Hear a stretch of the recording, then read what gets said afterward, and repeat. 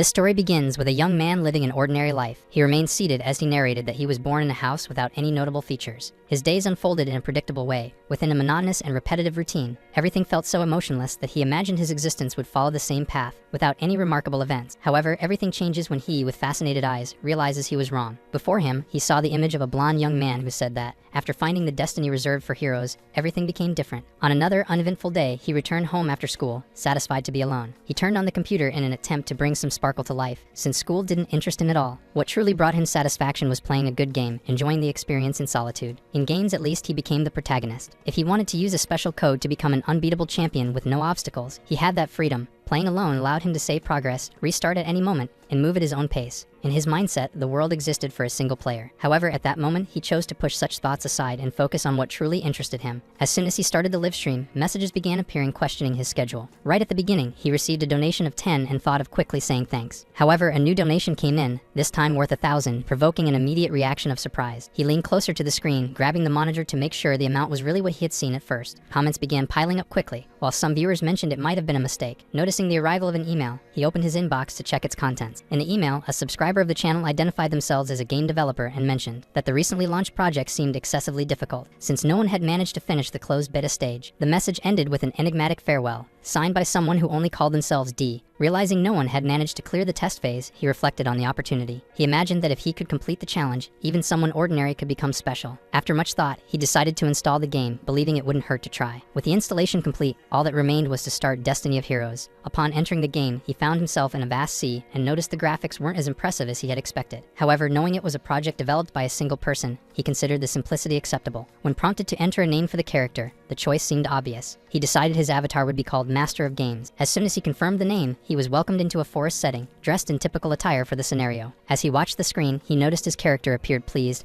and also realized there was no initial tutorial. In the game, the character encountered a figure on the path. That individual was the village chief, and upon seeing the outsider, he questioned his presence there. Sitting before the screen, the young man watched the interaction without fully understanding what was happening. There were no visible options to reply, but something suggested he needed to come up with a response on his own. Feeling the nervousness rise, he pondered what to say and decided to improvise. He chose to pretend to be an outlaw and demanded all the gold coins, or else there would be consequences. After doing that, he waited for the reaction of the old man on the road. Contrary to what he imagined, the old man reacted in a rough and violent way, and as expected, his character in the game was eliminated. Now the game stated that he was eliminated and asked if he would like to restart. The player had barely interacted with the NPCs, and of course he wanted to restart. This time he used a different strategy. When the old man asked what he was doing in the village, he played innocent, saying he had been lost for many days and pleaded for the man's compassion. Seeing that the old man felt sorry for him and his appearance, he asked him to go on, thinking he had succeeded. The old man invited the young man into his house, prepared tea, and handed it to him. The old man warned that after drinking that beverage, the young man would get some rest. Unaware of what was happening, he drank it all in one gulp, but quickly felt his body acting strange. A notification stated he had been poisoned, dying a slow death, his eyelids growing heavy. And once again, the Master of Games was eliminated. However, the protagonist had an idea. Since he couldn't win, he would pull the internet cable. He thought that by disconnecting from the internet, the game's creator wouldn't be able to control the NPCs. When he restarted the game, the image of that village chief appeared somewhat distorted, and the notification arrived saying he had been eliminated again from hemorrhage,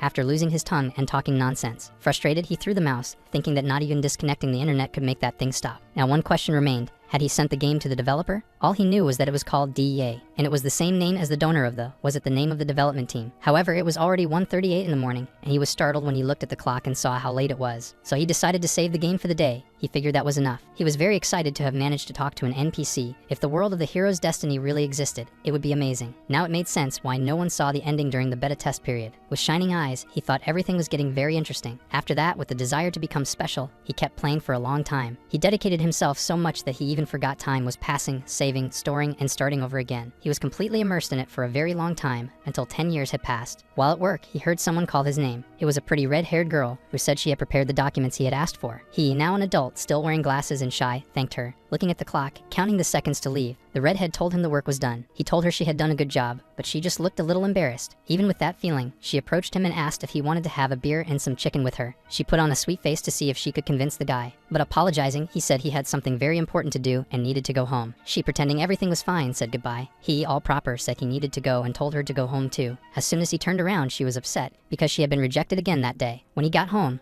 Finally, he could return to the hero's destiny, the place where he truly felt whole. After playing all night, he felt it was finally over, with a message on the screen congratulating him, saying he was the first human to conquer the lowest seat of the divine throne. He was beaming with joy, because he had finally finished the game he had played for over 10 years. His smile slowly faded until it turned into a sad face after playing for 10 years, trying to be special, even if only inside the game, but his life hadn't changed much. And now he had that empty feeling. What had filled him for 10 years was over. It felt like he had lived a double life all that time, and now one of them had come to an end. A flash of the characters he lived with for 10 years passed through his mind, like the Black Prince and the Cardinal, like the dark witch behind the veil, charismatic characters full of personality. They were so real it was hard to distinguish them from actual humans. Tired, he thought this was really the end, until a message arrived. Trying to compose himself, he checked the message. It asked if he wanted to embark on a new adventure. However, it made clear that if he selected yes, he would be transported to the continent of Eren and could only return once it was completed. He imagined it could be a secret stage or perhaps a sequel. It didn't matter what it was. If he could feel that rush again, it would all be worth it. He felt like he needed to play again, so he decided he would accept the adventure. Quickly, he was transferred to the continent of Eren, and someone welcomed the master of the game. Now he felt like his chest was burning with fire. It was hard to breathe, but little by little he managed to open his eyes. He noticed he was in a room that wasn't his. Someone said he had woken up, and that was a relief. Someone in front of him said it was the potion they gave him.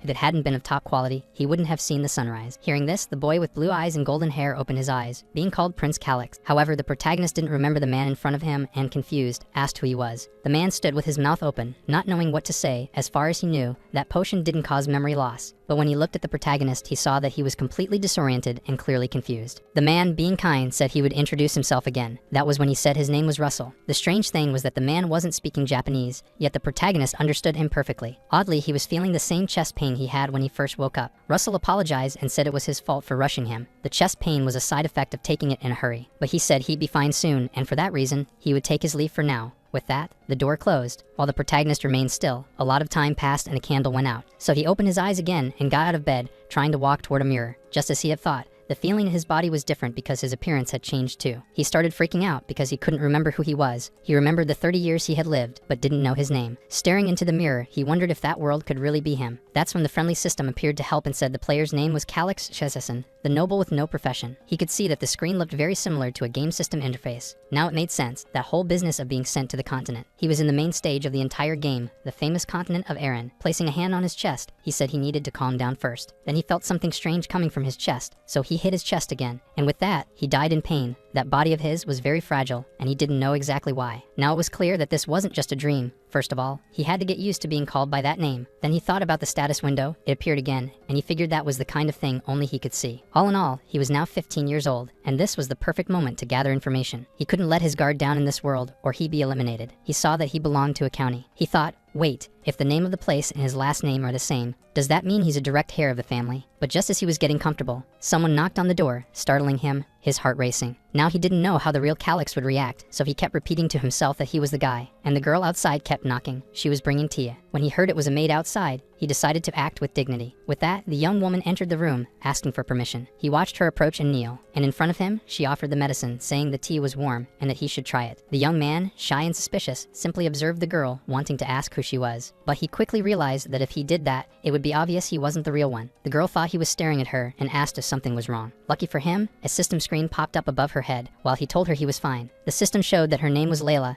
23 years old, with a reputation of -13 and very low fame. He noticed something that put him on high alert. She was affiliated with another territory. Considering they were in a different county, why was she affiliated somewhere else? Besides that, something was really strange. He noticed she had a very high combat ability. That was way too much skill for a simple maid. For him, who had played the game, he knew this kind of stat didn't belong to an ordinary servant. She kept staring at him directly, wanting him to drink in front of her. He wasn't exactly dumb, so he looked at the tea and quickly decided there was no way he was going to drink it. The girl noticed something was wrong and asked if he was okay, urging him to drink the tea. The protagonist thought she should just leave the tea and go, but the girl insisted. He saw that he had no other choice as he was being pressured, so he took the tea in his hand and examined it. The moment the tea was in his hand, he faked a sudden cough and let the cup slip from his hand. He saw the cup falling almost in slow motion and thought that, once the liquid hit the floor, he would be safe. Once it all spilled, she wouldn't be able to force him anymore. But then she dove and managed to catch the cup before it hit the ground, preventing the liquid from spilling. She walked up to him calmly, with the cup and the liquid in hand, while he was still frustrated, trying to understand the move she had just made in front of him. As she stood up, He lowered his head and looked away. She, holding the medicine on the tray, said again, relieved, that at least the medicine was safe. Meanwhile, he kept pretending, hoping he could avoid having to take that stuff. But he bent down again, trying to dodge the fact that he had to drink something he knew was poison. Closing his eyes, he thought he had to do something about this situation. When he pretended to collapse, she quickly rushed to his aid, holding him in her arms. Then, helping him sit up, she asked if he was okay now, and he wondered in his mind if the act had worked. Still in her arms and looking at the system, he wanted to know what kind of house that girl belonged to. First, he looked at his status and saw that he was the son of the Count's first wife, who had already died. And he also had a half-brother, the son of the second wife, who was 1 year older. Realizing that girl had been sent by the second wife, he understood their intentions. Since she was also a trained assassin, if he died, the stepmother's son would inherit the title of Count. In a way, he thought the game was getting interesting right from the start, putting pressure on him. So he decided to play along and told the girl he was feeling a little better. Smiling at her, he asked how his mother was doing. She found the question odd, phrased in an unusual way. Even so, she was a good player herself and said that the Countess was very worried about the young master being injured. With a serious expression, looking at that young woman, he realized the former owner of that body had tried to die. From the pain he felt in the status window, it looked like he had stabbed himself in the chest. He told the girl he understood and promised he wouldn't cause any more trouble. The girl replied that the Countess would be very pleased. Thinking he had gotten rid of the girl, he said she could leave now. However, with a dark look and an even darker voice, she reminded him that he hadn't taken his medication. That's when he realized there was no way out. If he didn't take it, she would handle him herself. His eyes widened. There was no other option. She was ready to force the medicine down his throat. She was a huge problem he needed to solve quickly, since she was an elite assassin. What could he do? He was just a 30-year-old man trapped in the body of a weak teenager. While her back was turned, he didn't know whether to scream for help, since his situation was complicated. But he knew that even if he did scream, no one would get there in time. He had seen her insane movements. He thought he had no choice but to drink it. Even so, he still tried to think positively, imagining she might just stab him and run away. As the girl approached with that medicine, he figured it out. She didn't want any witnesses. In that case, the poison was to cover up a murder, and without a doubt, its name was slow death. The girl was already close, telling him that if he was uncomfortable, she could help him drink it. Having played that game for 10 years, if there was one thing he had learned, it was that he should always imagine the worst, because it would soon become reality. If he wanted to survive, he had to distrust everything and always be prepared. If he stalled any longer, he didn't know what she might do to him. So he gathered strength and determination. Since the game demanded it, he would play by the hero's destiny. The girl, all smiles, brought the tray with the drink to him, saying he could drink it now. With no other option, he took the drink and swallowed it in one go. While being watched carefully by the girl, a message quickly appeared, informing him that he had been poisoned by slow death. Just as he suspected, now he had to figure out a way to escape this situation. He remembered the man from earlier saying that if it hadn't been for the superior quality potion they had saved. He also remembered the man saying his name was Russell, and with that, his eyes widened. He thought the girl was going to call that man and bring him over. The girl tried to ask why, but the boy was furious and said he didn't owe an explanation to a servant. The girl realized she had been disrespectful and apologized for her rudeness. The boy shouted that she should leave his room immediately. He thought that the superior quality potion that man gave him was an elixir so expensive it was worth nearly a castle. While he was thinking that, the young woman left the room,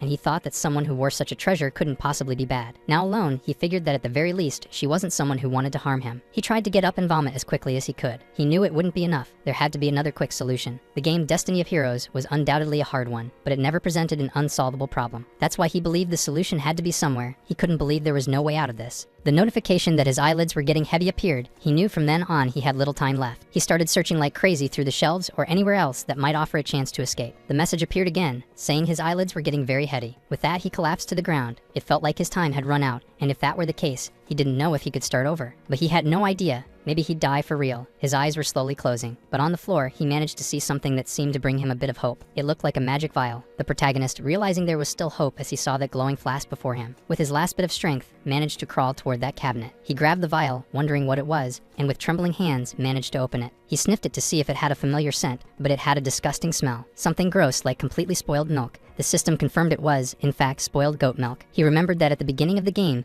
it was revealed that yogurt was the antidote to the slow death poison. Now he figured that spoiled goat milk might count as yogurt. Again, the message appeared saying his eyelids were getting heavy. He didn't have time to think. It was the third time he had received that warning, and each time he got weaker. He knew he couldn't hold on any longer. Cursing the woman who gave him the poison, Layla, whom he wished with all his strength would suffer. He drank that disgusting stuff hoping it would make him better, and that someday he'd get revenge on her. Sometime after drinking the spoiled goat milk and opening his eyes again, he found himself once more facing that same man from before, Russell. He was asking if the young prince was feeling better. Now with his eyes open, he didn't know if he was having deja vu or if the game had reset. But once he noticed, he didn't think twice and said something out loud, seeing the man in front of him look confused. There was nothing he could do because the man started yelling at him, asking what had happened to the room. Telling him to stop messing around, the man wanted to know why the young lord was sleeping on the floor. While getting scolded, the young man thought he never wanted to feel that fear of near death again. His goal was to survive, whatever it took. While thinking that, the man continued to scold him, and he thought that before anything else, he needed to do something. He needed strength to look at that man and check his status. Meanwhile, Russell kept yelling at the young master, asking if he was listening. Luckily, he managed to see the status of the man and noticed that he was the acting administrator. Now he thought that the count had died without naming a successor, and so Russell had taken over temporarily. Looking at that man, he thought he seemed like an honest and strict soldier, someone trustworthy. After all, he had saved him from death using a high-quality potion. He gathered the courage to speak to the man, asking if he was the acting administrator. The man stood alert, waiting to hear what the young master would request of him. Seeing that the young man said nothing, the man simply kept observing him seriously. In the meantime, the protagonist explained what had happened with the young woman who had offered him the medicine. The man listened in silence to every word the youth said, but in the end, he stated that there was no proof. With that, the protagonist widened his eyes, realizing that the man had only used the potion because it was the right thing to do. He wasn't on his side, as the youth had previously believed. The man explained that his duty was to serve both that master and the other successor candidate. Clenching his fists, the youth couldn't believe there were no witnesses or evidence. Angrily, he confronted Russell, asking if he was supposed to keep taking any medicine sent his way. The man regretted that the young master had lost part of his memory and explained that currently the county was in serious financial trouble and the budget was extremely limited, and that Layla's health, despite working for the other family, should be seen as something to be thankful for. But the man questioned how the young man didn't even remember that, or if he was deliberately ignoring it. Now the young man, with his head down, thought he would need to gather evidence to accuse the girl who had poisoned him. Seeing that he had no other choice, he told the man he would set that issue aside for now. Well, he had a request to make and asked if the man could grant it. Russell, saying nothing, only thought that the young man was acting strangely. After 4 hours in the Count's castle, someone skilled moved effortlessly from rooftop to rooftop, until the person landed where she intended. It was a woman wearing a cloak with her face covered. She observed that security had been significantly reinforced, but that didn't stop her. Looking for a quick way in, she found one, passed through a familiar area, and entered the room. When she reached the bedroom she wanted, she noticed there was no one guarding the door. Stealthily, she entered and looked at the bed, and based on the outline, she believed she had found her target. Looking that way, she thought the poison she had used was special. He would have gone without pain. After that, she pulled a piece of paper from her pocket and placed it on top of the desk. She grabbed the seal and stamped that piece of paper. Thinking everything was ready, she prepared to leave. That's when she felt a sharp object pointed at her neck, and someone telling her to freeze. She immediately recognized that voice. Seeing she had been caught there, she was afraid of being executed. That's what she asked for, to have them wait a little. Angrily, she said it was already too late, then looked toward the bed where the prince was supposed to be. She said that young Master Calix should already be dead, and now the clan would belong to the only remaining heir. And Russell, behind her, weapon in hand, observed the nonsense the girl had just said. She remained silent, gauging what his next move would be. With nothing to lose, she questioned him, saying she had sworn loyalty to an entire clan, not just to a young master. While Layla was still being held in place, she heard a voice and was stunned. Her eyes widened instantly, unable to believe that her plan had failed. That blonde young man near the desk where she had written the farewell letter to him spoke with irony. He told her that slow death poisoning was a bit dramatic, but very common in noble family disputes. He, holding the paper, made it clear that even he knew that much. However, there was something she should also know, how problematic it was to be caught. With those words, she realized she was out of options and tried a quick attack on Russell. Even knowing the man was twice her size and 3 times as strong, she tried something. But she was immobilized moments later. He just abruptly grabbed her arm. She couldn't do anything since she was much weaker, and with him squeezing her arm, all she could feel was pain. To make things clearer for the girl, she had to take a punch or two to the ribs. While the young master observed and thought that he knew everything, in practice, theory was quite different. He saw the power of the man in front of him, who was 3 power classes above. Even so, he made himself present, saying that even if poisoning was common, no fool would leave evidence behind. And in her case, besides leaving evidence, she also left a witness, and the punishment for that was execution, even if it involved another noble. And now, here were gathered proofs along with a witness. And as he said that, he got very close to her, pointing his finger and saying that everything was right in front of her eyes. With that, she began to feel unwell. Her eyes rolled back, and she collapsed. The protagonist, looking at her collapsed on the floor, didn't understand what was happening. So he asked Russell what was going on with the girl who suddenly fainted. Russell confirmed that it was just that, a faint, and placed his hand over her mana flow to assess the situation. The young man thought that was the mana core, and with it, the man could also see Layla's class. Standing up, the man said it seemed she didn't know any mana breathing techniques. He continued, saying she was only at the level of a well-trained light soldier, so it wouldn't be necessary to use special restraints. Looking at the prince's face, he noticed he didn't show any signs of surprise. That led him to believe the young man already had an idea of what was going on, that he had known ever since he made that unexpected request. With that conclusion, the man decided he would now keep a closer eye on the prince's actions. All in all, the protagonist said that, regardless, he thought he should tie her up and interrogate her. Sometime later, the young woman appeared tied to a chair, still unconscious, and her arm had an abnormal swelling, but it was already being treated. After a few moments, Layla seemed disoriented as the young man wiped her face. Little by little, she began to open her eyes while her face was being wiped with a white handkerchief. When she finally regained full consciousness, her eyes widened quickly. She was even more surprised when the prince asked if she wanted to drink the most famous Chilean poison. Since, after 3 to 6 hours, the breathing would gradually stop,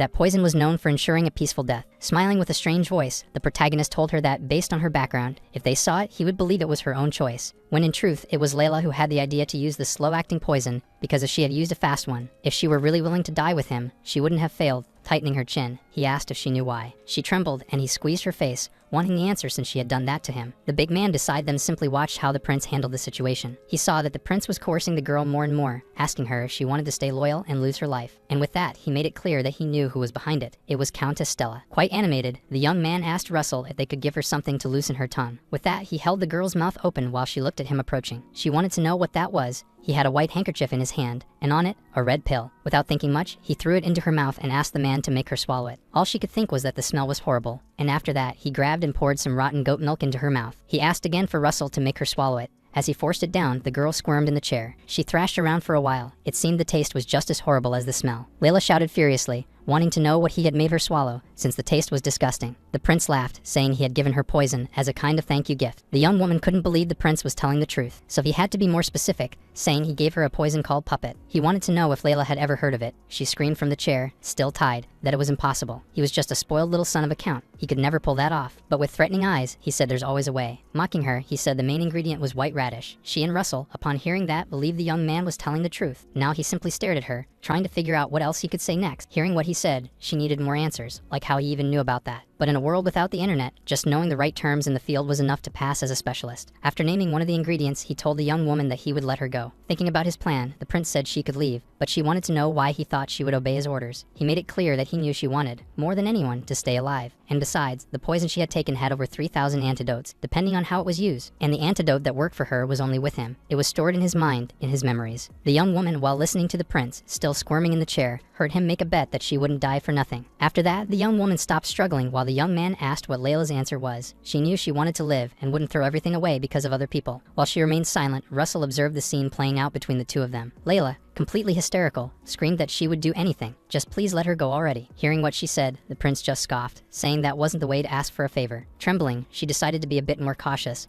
politely asking him to release her. Meanwhile, the man was still analyzing it all, wondering why the girl would suddenly obey the prince's orders so easily. Already feeling sick from having swallowed the spoiled goat milk, the girl begged for mercy, pleading to be released. Knowing the story, the prince figured she was desperate to get out, since the spoiled milk should be starting to take effect. With his cheeks already flushed from trying not to laugh, he asked the man to release Layla as quickly as possible. The man couldn't believe it and asked the prince if he was sure, since she had attempted to take his life. But it was fine. Despite her being an important witness, they needed to at least preserve her dignity as a human being. Russell heard the words coming from the prince's mouth, not understanding what he meant by that. Clearly feeling very unwell, the young woman begged that the man let her go immediately. Closing her eyes and nearly in tears, she just wanted to leave that place as quickly as possible, before she lost control. After a thunderous scream that echoed from one end to the other, she promised she would return and report her accomplishment with success. After saying those words, both the prince and the large man simply watched her leave. The prince knew that to fully deceive whoever was behind Layla, they would need someone capable of mobilizing the knights. For that, he counted on Russell's help, but he needed to know if the man was loyal to him. The man, however, had many questions to ask the young one. He wanted to know where he had acquired so much knowledge. Hearing that, the protagonist considered saying he had read it in a book,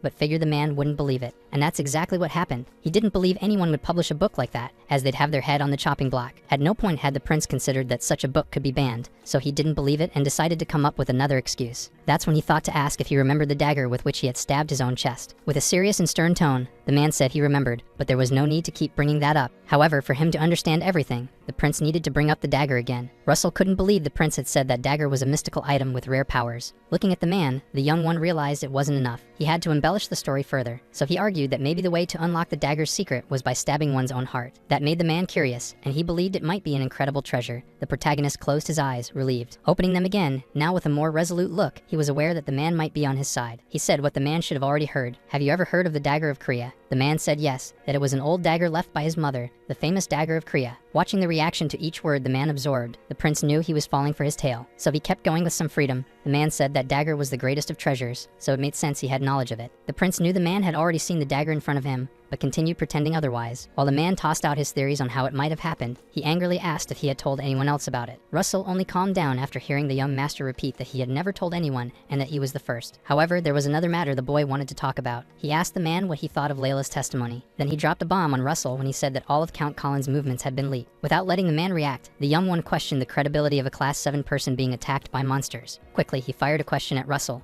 wanting to know if he believed such a ridiculous story. The man, just by looking at the slumped youth, already knew he wanted his full support. The man hesitated for a while, because Count Colin's death did raise some legitimate doubts. Even so, the man paused for a moment, then brought his hands to his chest. He knew he was a soldier, not a politician. He was ready to say that to the young man when the latter sharply demanded answers. However, that man didn't have the answers to soothe the heart of the orphaned young prince. Seeing that it wouldn't be enough, the prince launched another question at the man, wanting to know how he would get revenge. To the question the man couldn't answer, the young master wanted to know why his father had been eliminated. He stated clearly that his father had been eliminated and that the Kosala family could be behind it all. However, it was a fact that if Granbingi became count, the prince would never be able to take his revenge. After demanding some answers from the man, he simply went silent. Minutes later, he cast a meticulous gaze in Russell's direction, questioning his loyalty as a knight. It was clear that each word felt like 1,000 arrows aimed at that man, who could do nothing more than fall to his knees, supported by his sword, swearing loyalty. The young prince told Captain Russell that someone like him didn't need to offer loyalty. However, the man looked at him with eyes full of sincerity and asked him never to forget what he was giving up. It wasn't easy to abandon a belief he had upheld for over 60 years, yet all the young man understood was that he had this man by his side. Now at last he would put the reins of vengeance around the neck of the tiger that had always walked its own path. Asking the man to rise, he said it was an honor to receive the loyalty of a swordsman. The prince was startled when the man, with an excited look, said he would make him strong. He began to fear that the man wanted to train him. Later, they talked about how the countess was treacherous, and now that she had left behind evidence and witnesses, they could take down her faction. This would be the beginning of vengeance. Having drawn the attention of this man to another matter, Russell now wanted to know what he could do to help the prince. With a slight smile, the protagonist said he would think about the first step, and with that, the two revealed the plan. Time passed, and now we are in a great hall. A meeting led by the countess was beginning. She wanted to know if everyone had already gathered. Many were wondering why the countess was sitting on the count's throne. Smiling with her red fan, she said that many should already know that, the night before, young Master Calix had once again attempted to take his own life, and this time, had drunk a deadly poison. One of the guests wanted to know if it was the slow-acting poison, since it was a very well-known one. It was best not to expect that he had survived. In truth, one of the guests declared that now that the firstborn son was gone, the factions no longer had any meaning. At that moment, she thought about how good it felt to remove that obstacle from her path, and to many, it had become clear that Granbingi would be the next count. Even so, the protagonist, who was already settled somewhere nearby, thought the question was far too obvious. Clearly, the countess would act as regent. Still, the story was becoming interesting. It was like that when the voice told him everything was ready. He glanced and saw it was Russell, the one who had said that, even if it took him to hell, he would follow him. He was already dressed in knight's armor, and once again stood by his side as a loyal squire. Meanwhile, in the meeting, the countess, with her extravagant fan, looked at her son with pride. While she dreamed that he would become the next count, the door was kicked open, and in walked the last person they expected. The prince was alive and entered that meeting uninvited. This left the countess furious. Stammering, she could barely pronounce Calix's name as he walked in calmly with his loyal squire. The red cape he wore contrasted with the countess's extravagant fan. In a fit of rage, she demanded to know what was going on, followed by others asking how the young master was still alive. And they also wanted to know why the acting administrator was on his side. The countess had many questions to answer. However, the young man shouted at her that the place she was sitting in was not fit for a common woman. For a moment, the countess tried to remain calm, thinking she could still come out on top of the situation. But the smile on the young man's lips showed she wouldn't be able to weasel her way out this time. He made it clear that because of someone, he drank the poison, but luckily survived since he vomited right after. He told her that it seemed she had been a little too hasty. She could only stammer. Defending herself, she said the young man should stop talking like that. Anyone listening would think she had tried to poison him. Even though he had never recognized her as a mother, she would never do something so vile, and the accusation couldn't go unanswered. She screamed that they were in the great sacred hall. This was a public space where he would have to take responsibility. Laughing out loud, the young man told her that she'd better still feel so confident when the truth came out. The woman, now completely unhinged, couldn't understand how he was maintaining such a firm attitude. The young man kept mocking her the entire time until, at one moment, he decided to clap his hands, and after that sound, someone tied up entered the hall with their head down. The prince asked that everyone pause for a moment to listen to what the witness had to say. With that, the countess's guests wondered who that woman was,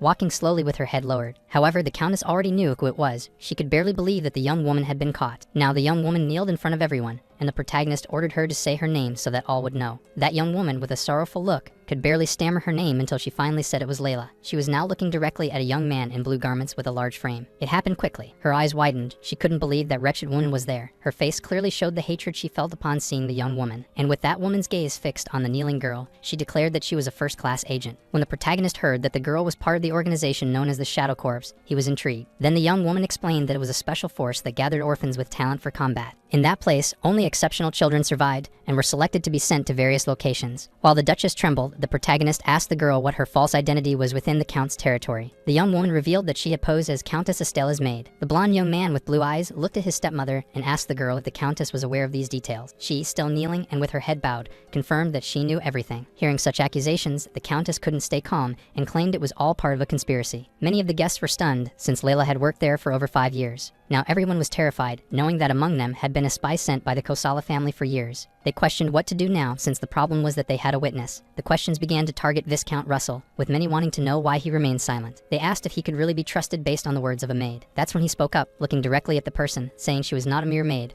but a criminal. Calix, hearing the man's words, maintained a look of boldness mixed with relief. Russell continued firmly, saying that whether it was a conspiracy or not, it wasn't up to anyone to judge without first hearing the testimony. Others also demanded the chief treasurer to shut his mouth and stop speaking nonsense. That upset the man, as he wanted to protect the countess at all costs. Everyone needed to be quiet and listen to the criminal, since she was confessing her crimes. The treasurer looked at the countess, realizing there was nothing he could do. While the girl continued to be interrogated, they discovered what her assigned mission had been. With the countess's eyes locked on the scene, the girl continued saying that once a month, she reported the information she had gathered. The blonde young man asked her what kind of information she provided. She said mostly financial records created by the chief treasurer about the territory's income and expenses, as well as the schedule and travel routes of the late Count Colin. As she spoke, Russell's face was becoming more and more sinister, yet the girl continued her account. Clearly, her words were bothering the big man, but he had pledged loyalty and needed to stay close to the boy. The blonde young man continued asking about the girl's most recent mission. She said she had tricked Prince Calix into drinking the poison known as slow death. She recounted how she then entered his room to plant a forged farewell letter. The young man, staring at the girl,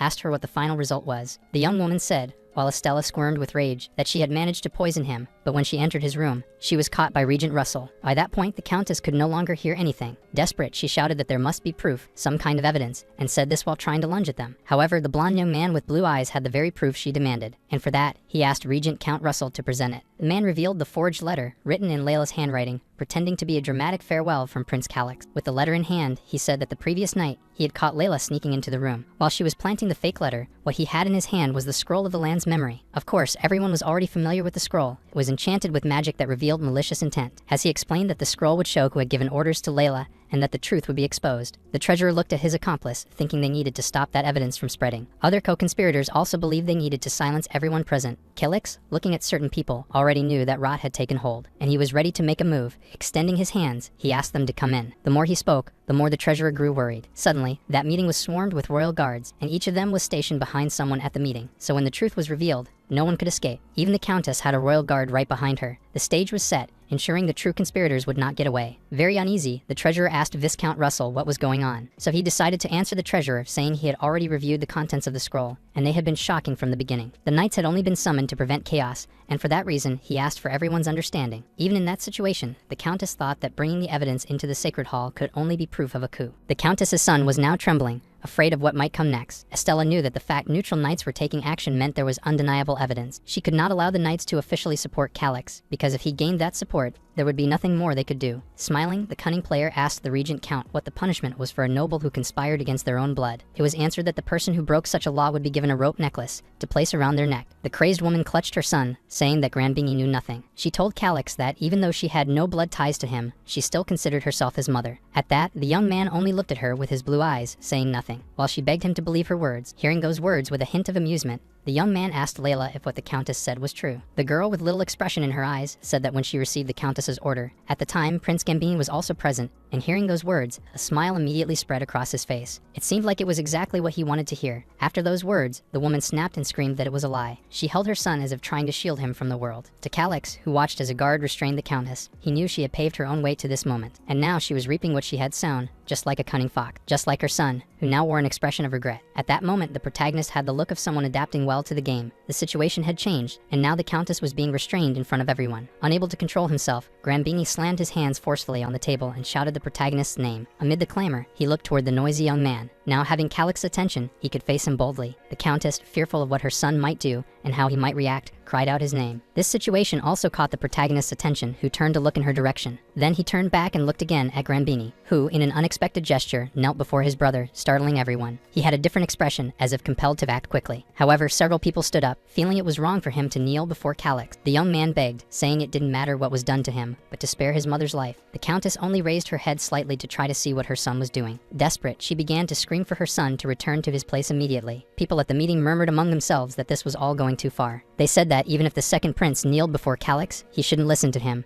With that unexpected move by the second prince, the protagonist realized that he was now being seen as the villain. And now, looking at that chubby young man before him, he began to wonder if he had planned everything. That's why he clenched his teeth in anger. He didn't quite know what to do. He decided to trust his many years of experience with that game, bent down toward his brother, and said it was okay, that he couldn't ignore Granbini. This filled his brother's face with hope. Then, the protagonist told him that those who admitted their mistakes deserved a reduction in punishment. With that move, the protagonist was aiming to make him confess to everything. And before his brother could say anything, he warned him that the words spoken could not be taken back. Putting that young noble in a tight spot, stammering, he said he couldn't accept things that way. As soon as he said those words, his mother immediately asked what he was doing and told him to stop with that nonsense. She also mentioned that Calix was nobody to be giving orders to his older brother. The people who were there were furious, believing she could no longer even consider the two as brothers. The old treasurer didn't understand why she was doing this. The tide had finally turned in her favor, and now the countess kept cursing the young noble before her. Still, the boy didn't need to say much. In fact, he said nothing at all, just looked at the viscount and pointed. With that, Russell gave the order for 2 soldiers to arrest the guilty parties immediately. The woman, increasingly unhinged, screamed that they couldn't lay a hand on her or her son. While the young man could do nothing, he only thought that he should have saved his mother. And to silence the woman's sharp tongue, she had to be gagged. Now her son simply closed his eyes, listening to his mother's murmurs, yet remained kneeling before his brother. The protagonist announced that he would ask again if the boy admitted to the crime of attempting to poison him. Granbini was irritated, baring his teeth, but he had to say something. With no other option, he said he admitted it. The protagonist noticed he did it only because he had no choice. After all, if he kept resisting, even the sympathy he had earned would vanish. So the protagonist asked if Granbini had planned everything. While the blonde youth spoke, Russell merely observed the expressions of the boy before them. Then, at a certain point, the protagonist declared that he would keep the scroll of the land's memory a secret, because it could stain the family's honor. He also said the young man had confessed, so he would reduce the sentence. He added that, as proof he would not contest the decision, the young man should seal his mana core himself. Granbini hadn't imagined things would go this far. This was the kingdom of Roke, the land of knights. There, society was rigidly divided between nobles, knights, commoners, and even slaves. And the only way to become part of the ruling class, the knights and Armanas, was by strengthening the body. That was why sealing one's mana core was considered a social death. So the young man received the news with bitterness, but when he looked at his mother, he realized he had no other way out. He wanted her to find a way to stop all this, but she couldn't speak. He knew that if he didn't seal his core, his mother's crime would be exposed,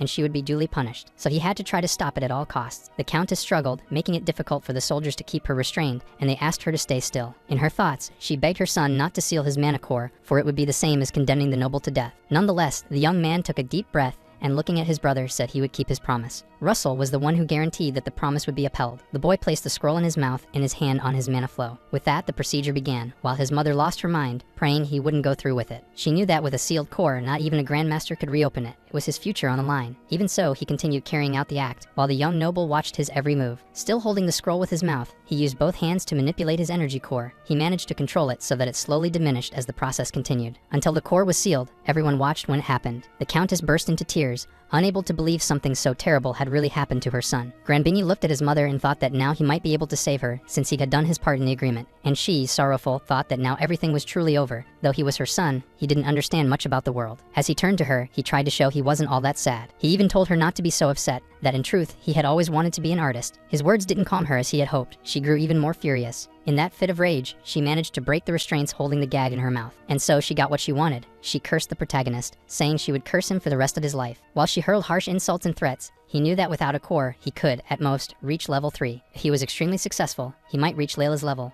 but no further. Seeing his mother in a fit of madness, he went to her, trying to calm her down so things wouldn't get worse. Witnessing what was happening, the protagonist felt disturbed, unsure if it was guilt for having taken the future of someone who was still just a student. No matter how it was, he couldn't afford to feel pity. He knew they were characters in a game. While he was moved and tried to hold himself back, Russell watched and found his behavior strange. But all of that was brief. The protagonist quickly regained his composure, knowing that either way, he couldn't go back. He asked the acting administrator, Russell, to finalize the purge. Everyone in that great hall remained silent as the son tried to comfort the countess. The viscount announced that Countess Estela and Prince Granbini would be confined in the annex until the investigations were concluded. Both would be forbidden from leaving or having contact with anyone outside. With his head down, Granbini simply walked past Calix and left with his mother, being taken away by the guards. The blonde-haired, blue-eyed young man looked back for a moment. Quickly, it was time for the chief treasurer Gidros, who was accused of leaking confidential documents. He would be stripped of his position and imprisoned for investigation without mercy, and the viscount ordered the prisoner to be taken away. Gidros shouted that it wasn't up to them to detain him, yelling while a low-ranking soldier held him, and he kept provoking the guard's wrath until he earned himself a certain lesson in good manners. In the midst of the scuffle, the chief treasurer's wig fell off, and now he was being taken away with his shiny bald head exposed. The protagonist protagonist didn't feel even a bit of pity for him. Now everyone else looked on, afraid they'd end up like Gidros. As the young man observed, people thought about the fact that the prince hadn't even had political backing. They whispered among themselves that having the support of someone as influential as Russell meant the entire Night Order was on his side. They knew the succession dispute had already been pre-decided. Russell was acting humbly, in front of everyone, but that was a warning from Prince Calyx to them all. The next to be called was the captain of the guard, who was told he was suspended from his duties and should avoid contact with others for a while. That decision from the Viscount startled everyone. Bowing, Garrod admitted the blame was entirely his for being negligent, so he resigned from the position. The protagonist thought that man was respected by his subordinates, and had already arranged with Russell that they wouldn't be too harsh on him, which is why the Viscount didn't accept his resignation. A list was delivered containing names of administrators suspected of involvement in the case. The head of administration was tasked with suspending them and preventing any disruption in operations. After being told to ensure everything continued functioning, that man apologized. Russell noticed something was off with Prince Calyx, who quickly summoned the acting administrator, stating that all treasurers, except for 4 under investigation, should send new treasurers to the Treasury Department. The head of administration pleaded with the prince on behalf of those who were less guilty. He believed that if too many were removed, there'd be no staff left and operations would face serious issues. However, the protagonist knew it was necessary to have absolutely trustworthy people handling the finances, and it was unacceptable to halt investigations out of fear of operational gaps. And they would also be thankful for the show of generosity or feel even more confident. The head of administration, after hearing what Prince Calyx had said, believed that perhaps the people in question had chosen the wrong side, and it was precisely because of that the protagonist was sure it was enough. In a serious tone, he declared the decision complete. Meanwhile, that man observed the figure before him and was certain that this person seemed completely different. Before, he had been indecisive and had a fragile heart. And at the table, people debated. Since Russell was the symbol of military power, Garrod was the symbol of administration. But they noticed that even he was panicking in front of the young man and didn't know how that was possible. Watching how things were going, he knew the county was practically his. Besides that, he had the power of information about people, a stat window that gave him access to important details. And by looking at the information of the minor baron, who held the position of head of administration, he knew he was a strict advisor. And it wasn't just his information, but anyone's in that room, he had total access. To him, the game was becoming more and more interesting, and so he wore a wide smile. With the blondie surrounded by various status screens, he could easily know who he was dealing with. At first, he imagined dealing with the administrator might be tricky, but he was proving to be predictable. And people like that weren't complicated, which is why he would completely eliminate the opposing faction, and also those who sat on the fence, the ones who seemed useless. He would make them compete for loyalty, and only he would use the ones who remained in the end. Everyone looking at the boy didn't know what his smile meant at that moment. Some were even afraid. They knew that if they angered Prince Calyx, they could lose even their heads, and everything was going exactly as he had planned. Everyone was all over him like bees on honey. After seeing that everything was going well, he asked everyone to calm down, since the League still had plenty of time. From a distance, the Viscount simply watched, trying not to form any thought. After a long and tiring day, night came and the player was exhausted. That stage had really been exciting. Lying in his big, soft bed, for a moment he thought about how, in real life, he was nothing more than average. With average studies, looks, and life, trying to be special, he found that game. And there he could be more special than anyone else, even earning recognition from the game. He was the first human to conquer the lowest rank of the Divine Throne, and just when he thought everything was over, the system asked if he wanted to be reborn in the continent of Erin. If so, he could live as someone who wasn't average. Now his eyes were wide open. Lying in bed, he stared at the ceiling and thought about the Divine Throne. Now what he truly desired was to complete the game and conquer the Divine Throne, which made him remember the beginning. He had been born into a small and insignificant soul, needing to survive the chaos and become a hero. By doing so, he would defeat resurrected evil gods and ascend to the Divine Throne, making any of his wishes possible. Now he was remembering when he was a mediocre person and had made that wish after beating the game. That was the question. Had the system interpreted a venting moment as his wish? Lying back down and hugging his pillow, he decided that either way, he couldn't turn back. He would complete that world and ascend to the Divine Throne again. Maybe that way he could make another wish. Even if he couldn't make another wish, he would still finish it. Since he was so tired, he quickly fell asleep, and when the new day dawned, he was already up and ready. Now he just needed to know where to start. He knew all the candidates. So the fact was that he had never heard of the Dice of Shitasen, and because of that, he didn't know exactly where it was. Full of doubts, he stood before the map and went to check where he was. He noticed he had already conquered the continent of Erin, and the reward was that all the map merchants would now be revealed. He was satisfied. It was like a treasure map. All the landmarks, dungeons, and relics of the hero's destiny were on the map. That reward could complete the game no one knew, because no one had ever made it to the end. It was the revelation of all the map merchants. Now all the information he never had would be there. Lying on the couch, he even rolled around with joy, thinking that now it would be a breeze. But he needed to know what year it was. He checked and confirmed they were in the Imperial year 289. The hero's destiny ended in the Imperial year 294, which left him a bit disappointed, and he began to think about why he had never heard of that contact. The momentary joy turned into uncontrollable rage. The reason was that the territory he had fought so hard to conquer was going to disappear. He remembered Russell mentioning something about financial problems, and that's why they had nearly died, because they couldn't afford to hire a servant. He thought maybe he should check the financial status, since it was right in front of him. He wondered why this was all happening suddenly, but what he saw made his eyes widen again. With a stern expression, he thought it was all unbelievable. He remembered that status. He didn't know whether he should gather all the remaining money and flee, but he couldn't take the land with him. He thought money could always be earned again, but land could only be acquired by lineage. He had worked so hard to obtain that territory, it would be a waste to abandon it. After looking at the county's finances, he saw that the taxes collected from the farmland weren't much different from other territories. Now he was analyzing the territory's debts. He spent a long time on it, lost hours examining and plotting a strategy. It was as if that process was draining even his soul, reviewing 10 years of data all at once. Still, the biggest problem was that trade with the desert kingdom of a certain drug, beyond the plateau, had been cut off. He couldn't prevent the drop in tariffs due to the breakdown of trade between nations. He also saw that they were buried under a mountain of loans to repay. The annual interest was higher than the tax revenue of an entire year. From that point on, the numbers were just statistics. He would need more information to be able to build a strategy. The idea surged through his mind like a shockwave. He remembered he had a filthy pig locked in the underground prison. He was thinking about the former chief treasurer. He was heading down to meet him. He was going to press him for information. The guard was startled when he saw the prince and asked what he was doing there. The protagonist ordered the guard to take him to Gidros' cell, and the guard immediately showed the way. For a brief moment, he had to cover his nose. The stench was far too strong. As they walked, the guard commented, saying he never thought he'd see Prince Calyx in a place like that. Soon, the protagonist figured out that the man was on the captain of the guard's side. He had a habit of bowing to those in power. The prince knew what had to be done. In cases like that, he paused, letting the man take notice of him. And when the man also stopped, the protagonist spoke up, saying the captain of the guard was a man who surrendered too easily to power, that there was an innocent prisoner brought in by mistake, and he deserved a chance to clear his name. The guard was delighted and said he thought that was absolutely right. But he continued, saying that on the other hand,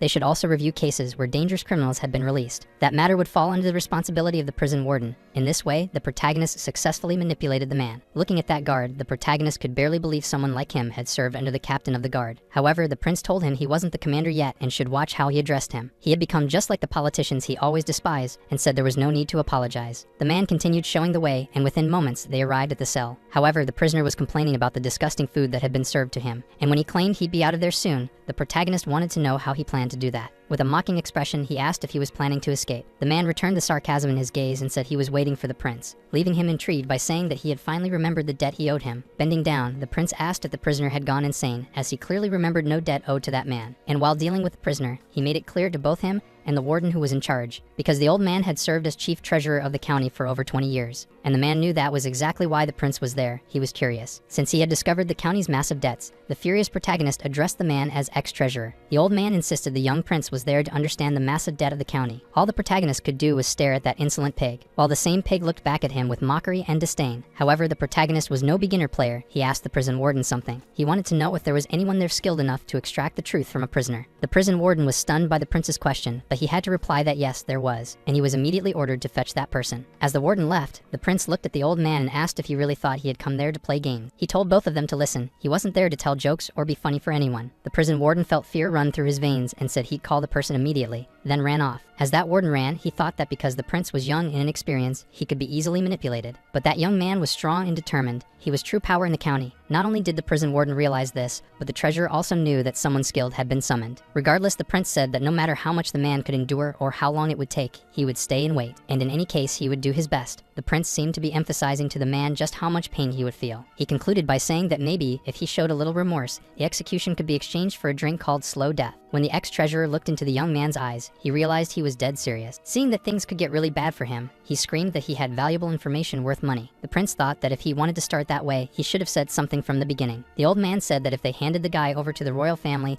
they wouldn't have to pay the debts anymore. Angry, the prince demanded to know what he meant. He suspected the man had sold the debts at a low price before being arrested. The prince wanted to know if it was to the Kosala family itself. The man was terrified, as he had never thought about it that way before. Meanwhile, the prison guards arrived running with a specialist in the field. It was a man with a sinister aura, masked, and he seemed to be the best in the entire county. The protagonist was glowing with excitement when he saw the so-called specialist arrive. The old man looked like he was trembling over something bad. He began shouting to the prince to have mercy on him and mentioned something about a secret fund Gerard managed for the Kosala family. He yelled that it exceeded at least 100,000 gold coins. That information caught the protagonist's attention. However, Calyx shook his head, showing no mercy for the man, and he looked favorably at that specialist while the old treasurer trembled. It took a while, but once it sank in, the boy wanted to know more about this secret vault. Meanwhile, the specialist had already entered the cell and asked the prince for just a moment. After punishing the old man a little, since the specialist was feeling a bit thirsty, it was confirmed that the man's information was true. He said he had worked in the treasury for decades. Calyx wanted to know how he had found out about the secret vault. The man didn't seem willing to say, but the skilled specialist was delicately massaging his fingers, which made the old man feel the urge to talk. He admitted that once he tried to take the vault for himself, but failed. The prince found it outrageous that a chief treasurer would try to steal someone else's treasure. The shameless old man even said he didn't try to take it, he just paid people to do it. The prince wanted to know when he funded the agents and how much he paid. He said it was around 3,000 gold coins to a lunatic. The prince could hardly believe such a high amount was paid for pigs who couldn't even do the job. Furious, the protagonist demanded that he repeat if that was the same amount he had just heard. The old man said nothing, though he thought he was ruined. Inside the cell were 3 men, the prison chief, the specialist, and the old man getting a hand massage. They saw when the prince went completely mad. He was so furious he wanted to laugh. With a sinister aura, the prince stated that amount was half the county's annual revenue. He wanted to know where that money had come from. He concluded the man had taken it from the county's coffers. The man, while receiving some body massages, claimed he had no other option since his secret vault didn't have a magical ore. Listening to the old man's words, the protagonist realized he didn't know about this so-called magical ore. He asked the old man to explain it properly. The man, who had already been getting a certain kind of massage for a while, explained it would take 2,500 gold coins to make a copy of the ore. Even hearing such nonsense, the protagonist felt he was getting somewhere. Looking at that old man deprived of any intelligence, he told him he'd been tricked. He said it was likely that the swindlers and Gerard were working together. The old man shouted that he had seen the vault's entrance with his own eyes. He saw Gerard open the door using the magical ore. With a serious tone, the prince wanted to know where that place was. The old man said it was in the Golda Plateau. Sadly, he said he had been blindfolded on the way there, so he didn't know the exact location, but he was certain it was on the Golda Plateau. With that information, the protagonist paused for a moment and opened the map only he could see. Meanwhile, the 3 in the cell kept watching the prince look into nowhere and confirm a few things. The protagonist was actually observing the Golda Plateau and checking the distance between it and the county. He knew there were ruins and thought he understood enough. Information about the surrounding ruins was like a riddle. However, he felt he needed to investigate a little more, perhaps if he found someone who knew the Golda Plateau. Then he remembered Layla's words, saying they gathered orphans with combat talent and took them to the Golda Plateau. With that memory, it seemed like he had a better expectation of how to resolve things. An angry voice called out to the prison chief, saying he was leaving. The chief left everything to properly escort the prince, while the old man kept calling for him. Now that he was left alone with the specialist, so excited, you could hear his screams while the prince walked away. As he left, the prince looked back and thought that Dan Pig had kept 3,000 gold coins, and it was obvious that the guard captain had accepted a bribe from that pig. The more he thought about it, the angrier he got. Turning to the prison chief, he didn't want that scoundrel to go unpunished. Gidris also deserved something harsher. That was his thought. He called the prison chief once more and said they had just discovered that Gidris had kept a significant sum. He clearly asked if he didn't know that. The man, with a guilty look, said he wasn't sure. However, he thought there was no way the prince could know he had accepted a small bribe. With his back turned to the man, he said that, when he left for a moment, Gidris had told him something interesting. That made the guard go pale, but he still looked at him, saying he was generous, but he didn't know to what extent. There were things he could not ignore. This was quite the dilemma. With those harsh words, the prison chief collapsed to the ground, begging the prince for mercy. And when he knelt down, he thought that man shouldn't have reported him just because he stepped out for a moment. The man shouted that he was wrong and that it would never happen again. He begged the prince for mercy. He rolled his eyes upward to see the prince's reaction, only to notice he was no longer there. Now he was so furious he would deliver the kind of severe punishment the prince had always wanted. He stormed off, determined to show that old man the true face of a penitentiary. Meanwhile, the protagonist was simply hiding, watching the prison chief's reaction the whole time. He seemed delighted to be hidden and watching everything unfold, but while in hiding, he sensed a strange presence. He turned and saw a silhouette, but he didn't recognize who it was yet. It startled the prince, who was watching the prison chief from behind a well, and he immediately asked who was there. The young man just kept watching. However, the protagonist quickly checked the person's status to gather information. He realized the man was a knight, but more skilled than he had expected. He just didn't know why he'd never heard of him before. The young man's level cap was 70, probably capable of reaching the level of the continent's top 100 warriors. Moreover, it was rare to find someone with A-rank military skills. The protagonist pondered over him. He thought the man could be a demon who, despite his merciful demeanor, slaughtered without leaving a single enemy alive, someone known as the Herald of Death. But he quickly shook his head to push away that strange thought. The Herald of Death was described as slim and shadowy, whereas this man was muscular and completely different. Above all, his eyes were far too clear. For now, he didn't have enough information to dwell on such things. Based on the young man's potential, he was at least A-rank, and having him on his side would only benefit the protagonist. While lost in thought, he heard someone calling out to him. It was the knight in front of him, asking if he was okay, as he had called out several times already. The prince said he was fine, that it was nothing, and wanted to know what had happened. The young man explained that a merchant named Gerhard was requesting an audience. Upon hearing that name, the prince knew the entire county's debt had been incurred through the merchant known as Gerhard. The former treasurer had also said things about this man, whose character was questionable. There was also a suspicion that this merchant possessed a vault with a magical door that would only open with an orb. It didn't take long for the prince to hear the voice of the man in question introducing himself and saying he owned a small trading company. The prince replied that he'd heard that, while small, the Nilsers Corporation was quite solid. With a big smile, he said that successful merchants were always welcome. The man thanked him for the compliment politely. The prince wanted to know why a merchant of his caliber was seeking him out, since he held no official post or authority. He also mentioned that if it was a business matter, he should speak with the acting administrator, Russell. The man laughed and replied that Baron Russell was only temporarily managing the county, making it clear that, in the end, the true owner was the prince. In these lands, no one would dare challenge his decisions. The young man insisted he was only one of the two heirs and didn't need to be overestimated. The man, impressed by the prince's humility, said that even without an official declaration, the competition for succession was already over. After hearing that, the prince wanted to know where he had gotten such information. Very cheerfully, the man laughed again and apologized if he had caused any offense. He stated that, as a well-versed merchant, he wouldn't survive in that field without a solid information network. Then he grew serious as he realized the situation was different from what he had heard. They had said the prince was a naive fool, detached from the world. But in truth, he was cynical and clever, as if hiding his true nature. At least one fact was undeniable. He was stunningly handsome and so charming he could even make other men's hearts race. That piece of information was accurate, because he could feel his own heart pounding. However, the young man could feel the interest coming from that man. The knight beside him didn't understand why the prince suddenly stood up, overtaken by some kind of fury. With a strange aura, the prince made it clear to that man that he had no time to waste. Fixing his gaze on him, he said that if he had requested an audience, he should get straight to the point. Otherwise, he could leave. The man also quickly stood up, bowing and apologizing. He thought that if that meeting ended there, he'd be finished. He needed to say anything to keep that boy there. When he mentioned that the prince's beauty brought out his eyes, the protagonist found that odd. Even so, he sat back down. The man's smile truly bothered him. The merchant then revealed the reason he had requested the audience, the massive debt left by the late Count Colin. Meanwhile, the young man pretended to be uninterested, but the knight beside him looked visibly disturbed. However, when looking at the prince, it was clear he didn't care after all. He mentioned it was the first time he had heard of that debt. Picking a small scab from his nose, he commented that it was right then that the prison warden was being held. The merchant knew the young man would act like that, but it wouldn't work on him, so he stated that the debt was old. With a sinister smile, he believed the moment he had waited for with such anticipation had finally arrived. In his mind, the prince would look naive and flushed, seeking help somewhere. He was eager to witness that scene up close. He said that, according to the contract, 3 years after the loan, full repayment could be demanded. The merchant tried to contain his joy, knowing that if he showed too much excitement, he might ruin everything. With a formal tone, he apologized, but informed that by 2 weeks after the month of sacrifice of the imperial year 288, he should receive full payment, totaling 60,000 gold coins. That amount left the knight, who had only seemed annoyed before, visibly shocked. The protagonist merely glanced sideways, not understanding why the knight was acting like that. Gerhard looked at the young man, trying to stay composed, and thought it was incredibly adorable. The knight spoke on behalf of the prince, asking if it would be possible to delay the deadline a bit. The man seemed disappointed.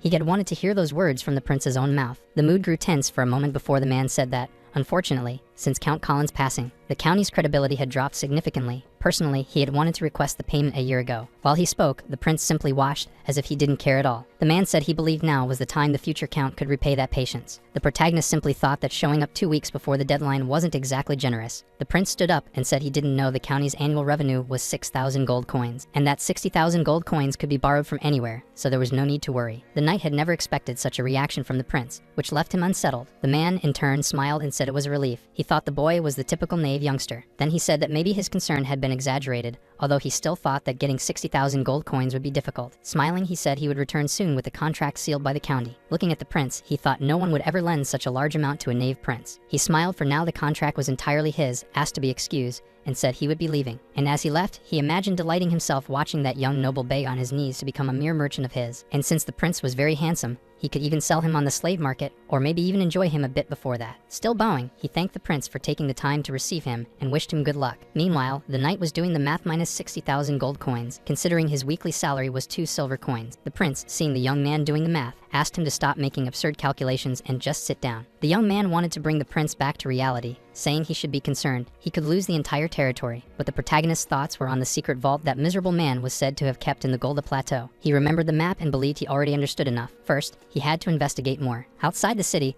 the continent of Erin wasn't a place to go for a stroll. The Golda Plateau was a high difficulty area, especially because it was filled with troublesome monsters like the Sasquatch. He had always avoided that area as much as possible during the game. The young man wanted to know where the prince was going, while the protagonist wondered if he knew someone who could offer good ideas about the Golda Plateau. He thought that maybe even a cautious professional might be useful. As a man looked and wondered what the prince was doing, the prince also noticed the young man heading his way. The man said it was an honor to see the prince, but he replied it was nothing special. He just needed to speak with a prisoner. The knight knew it was the same place where Gydrus had been held. The prince said it was much cozier than he had expected. The young woman said that before, everything had been decorated with expensive and flashy items, looking like something vulgar people would do. With that, the prince asked if she was enjoying the place. She was visibly satisfied. However, her attitude was seen as insolence toward the prince, and the knight felt he had to act. He was harsh with her, saying she shouldn't be insolent and unpleasant in the prince's presence. But the prince didn't seem to agree with the knight's knight's behavior. Looking at the prince, Layla stated that he had betrayed her. At the time, he said that since she had poisoned him, she should also drink her own poison. She remembered wondering if it really was the same poison she had given him, and if so, then she was done for. In such an agonizing position, she decided to reveal facts that he could use to his advantage. After making her drink the potion, he said only he had the antidote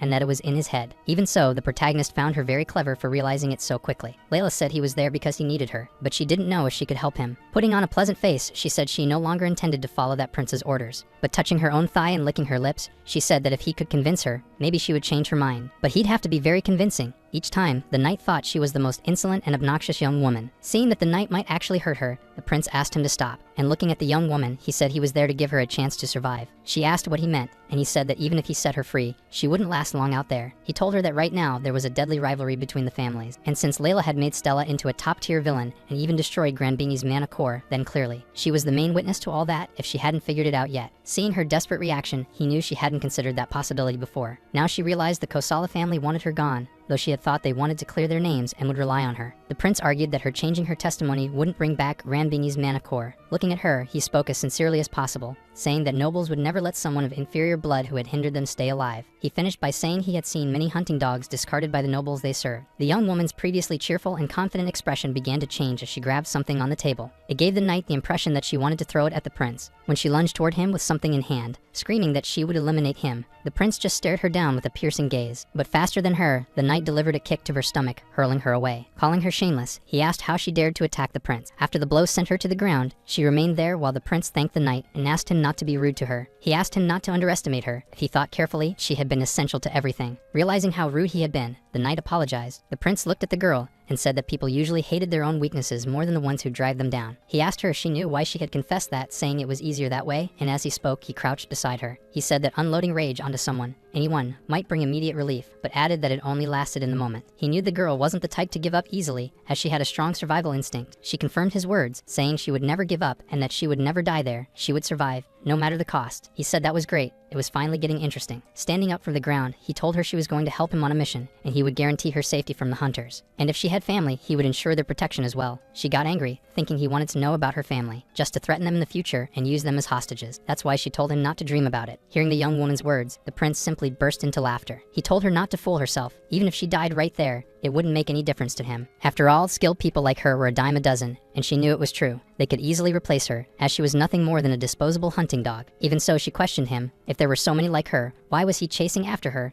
trying to convince her? He said that if it mattered so much to her, he'd tell her his reason. It was simply to save time looking for someone else. Also because he remembered something she had told him. He said that first of all, he raised his hand and said she had 1 minute. If she didn't accept within that time, she would finally have the freedom she claimed to want so badly. The young woman, getting ready to stand, knew she had no other choice. Just thinking for a moment made it obvious he was right. She had done the same countless times, traitor hunters until their final breath. She could even call him selfish. She didn't care. With a clenched fist, she thought the prince's pretty face annoyed her, but she had to survive. She said it was fine, that by this point, both families had passed the point of no return, and soon one of the two families would disappear. For her, it was better if it was the one that abandoned her. The prince made a wicked smile when he heard her say those words. However, she said she wanted to be treated as a mere mercenary, not as a subordinate. She wouldn't do anything outside the mission. The more the woman spoke, the more the knight grew irritated, thinking she was too arrogant. Visibly annoyed again, he asked how she dared speak like that to the prince. She had too sharp a tongue and was insolent. The young woman, seeing that she was angering the knight, raised her arms and said of course she should be respectful to the one hiring her, and with that pretty face, she said they weren't thinking of fighting their own ally, were they? Those words irritated the knight even more. He angrily asked since when they were allies. The young woman simply stared at him more closely. But the tense atmosphere was broken when the prince spoke, saying the girl had said something earlier. He concluded by saying that the shadow unit of the Kosala family trained in a field. He wanted to know if it was in the Golda Plateau, since he remembered her mentioning a field in that region. She wanted to know what the Golda Plateau had to do with it. Upon hearing that, the prince asked for a map. He wanted the knight to fetch it, a detailed map of the entire kingdom and of the area around the Kosala family's land. After all, only with a state map would he be able to see it properly. The young man said there was a very large one in the barracks meeting room, so they all headed there. The girl, seeing the enthusiasm from the two of them, thought they all had too much energy. The young man called for the prince to go. He just didn't understand why he was hanging back. The prince said it was just to check something. Then the man asked if the prince didn't know the way. The young man said he did but preferred the knight to lead. The two stood there for a while, in a standoff about who should go first, while the young woman watched, bored. When they arrived at the barracks meeting room, he showed where the map he needed was kept. He explained it was a highly confidential military document of extreme precision. The young man immediately saw the Golda Plateau. He noticed it was right there and asked the knight to explain everything he knew. He began by saying it was a well-known area. The Kosala family and the barony of Erebon were in dispute over that territory. The reason was a high-quality copper mine, but the dispute was delaying development. The barony of Erebon was one of the county's vassals. The prince looked at the map, trying to see if it was reliable. It had been a long time since the last update. The young woman concluded that's why he wanted her help and said she could just add a few recent changes. Then the prince asked her if she could guide herself using that map. The young woman said yes, that she knew the area like the back of her hand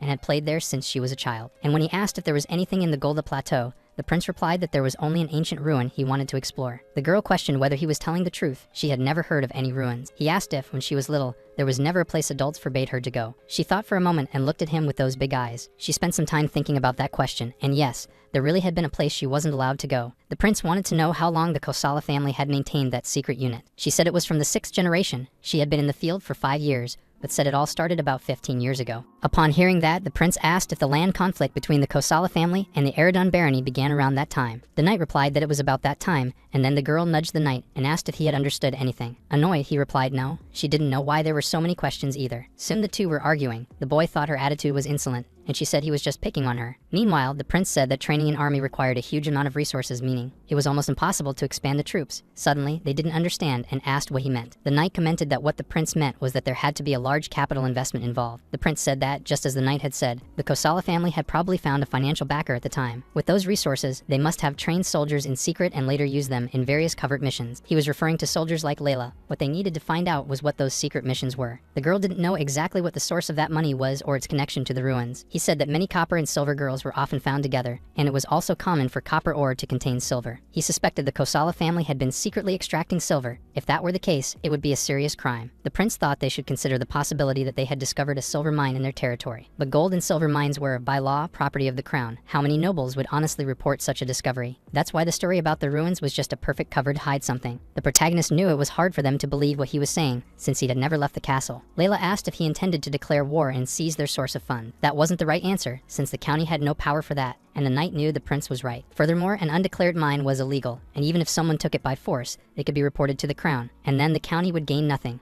Its territory was nearly bankrupt and in desperate need of money. Still, they wanted to know what the plan was. All the money they had accumulated illegally must be stored somewhere. The prince said that the money was illegal, and they couldn't be reported if someone deliberately took it. That extreme stance from the prince greatly pleased the knight, who thought it was the best course of action. Following the plan, that same night they gathered to set out. However, Russell asked if he was sure just that night would be enough. The Viscount knew everything had its time and place. Forcing a dangerous situation unnecessarily could cause serious problems. Still, the protagonist felt like that man was acting like a grandfather concerned for his grandson. He said that young men like that knight needed to grow up quickly so they could move forward toward their goal together. And in such an unstable situation, both of them leaving the territory at the same time would be far too risky. Russell knew the prince was right. If both left, the territory could be attacked. He apologized for his lack of foresight and wished luck to them all. Sternly, he told the prince to take care of himself, because if anything happened, he would hold him personally responsible. The young knight said he could relax, as he would personally protect the prince's life. However, that man thought it wasn't time for jokes and flicked the young man's head to sharpen his focus. Still, it was time to leave. The Viscount announced that the prince had just recovered and needed more rest. He told everyone to support the territory and decided to take the lead in that mission. He asked them to serve the prince with loyalty, and they all agreed. The protagonist, looking at those soldiers, wondered who would respect a frail lord, and strengthening the loyalty of those men was also one of his duties. Following the knight, he descended into a well, holding a lantern with his mouth. He looked upward and saw that the prince was safely following him down. A short time later, they were already underground. They would continue from there to leave the castle, and the distance was long. At that point, the protagonist had already tied his hair back to move more efficiently. They continued walking along the underground path. Most of the soldiers seemed unmotivated. The knight informed the prince that they had arrived at their destination. Opening the lever to exit was very difficult. The protagonist thought that if he hadn't been paying attention,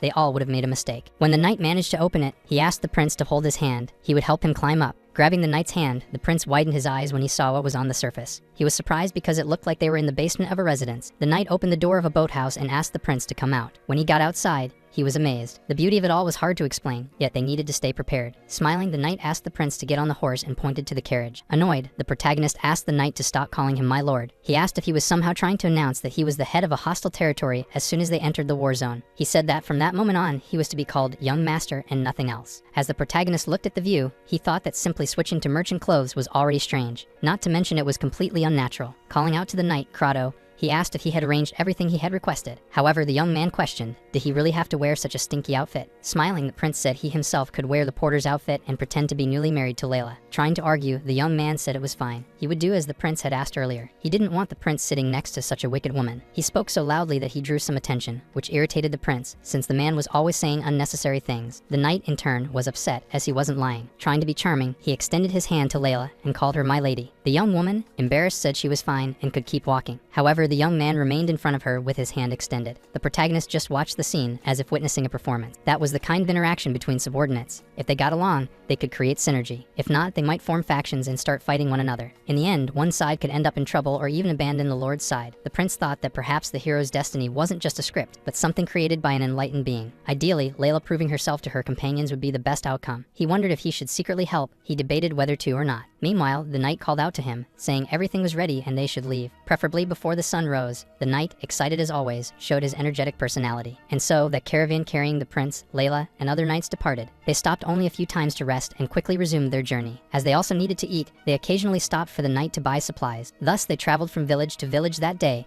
passing through the last rural village. The protagonist requested that everyone be informed to remove their disguises and begin preparing for real combat. The camp where they had spent the night was dismantled, as now was when the real work would begin. The prince was already dressed like a prince, and so were the knights. They were now officially a royal caravan. However, something caught the knights' attention on the way. The scouts who had been sent ahead returned, and the prince ran to hear the news. One of the men reported that there were veteran knights up ahead and a group of Bigfoots in the forest. Startled, Crotto asked how big the Bigfoot group was. The scout replied there were 5. Since the prince was smaller than the knight, he asked to be lifted up into a tree. He wanted to take a look with his own eyes. The knight looked at him kindly and said he was right. And so he lifted the young man so high that, out of fear, the protagonist clung to the knight to avoid falling. But once he was in the tree, he managed to get a clear view. He spotted something in the distance. They were massive creatures, and even from afar it was clear they were hostile. Still in the knight's arms, he now needed to come up with a plan to get past those beasts. The knight thought the best approach would be to block their retreat with fire arrows. The prince, however, didn't agree at all. He thought fire was a terrible idea. While the two young men argued, the girl remained at a distance, just watching. The prince thought it was madness, an adventure using untested methods. From atop the tree, the two of them continued that little argument. Fuming, the protagonist thought that no one on the continent knew more about monsters than he did, but there was no way to convince them. Jumping down from the tree with the prince in his arms, the knight was determined to attack the Bigfoots with fire. He said he would carry out the plan himself as he safely descended from the tree, gently holding the prince. The protagonist thought that Crotto might approve, but he wasn't sure if the others would. So the knight began to explain the plan to the Order of the Blue Lion. Everyone seemed to be watching and listening carefully to the plan. They simply accepted it. The prince thought it was madness that they hadn't even considered the risks. In the end, unless he proved his own abilities and established prestige, he would continue to be just a burden.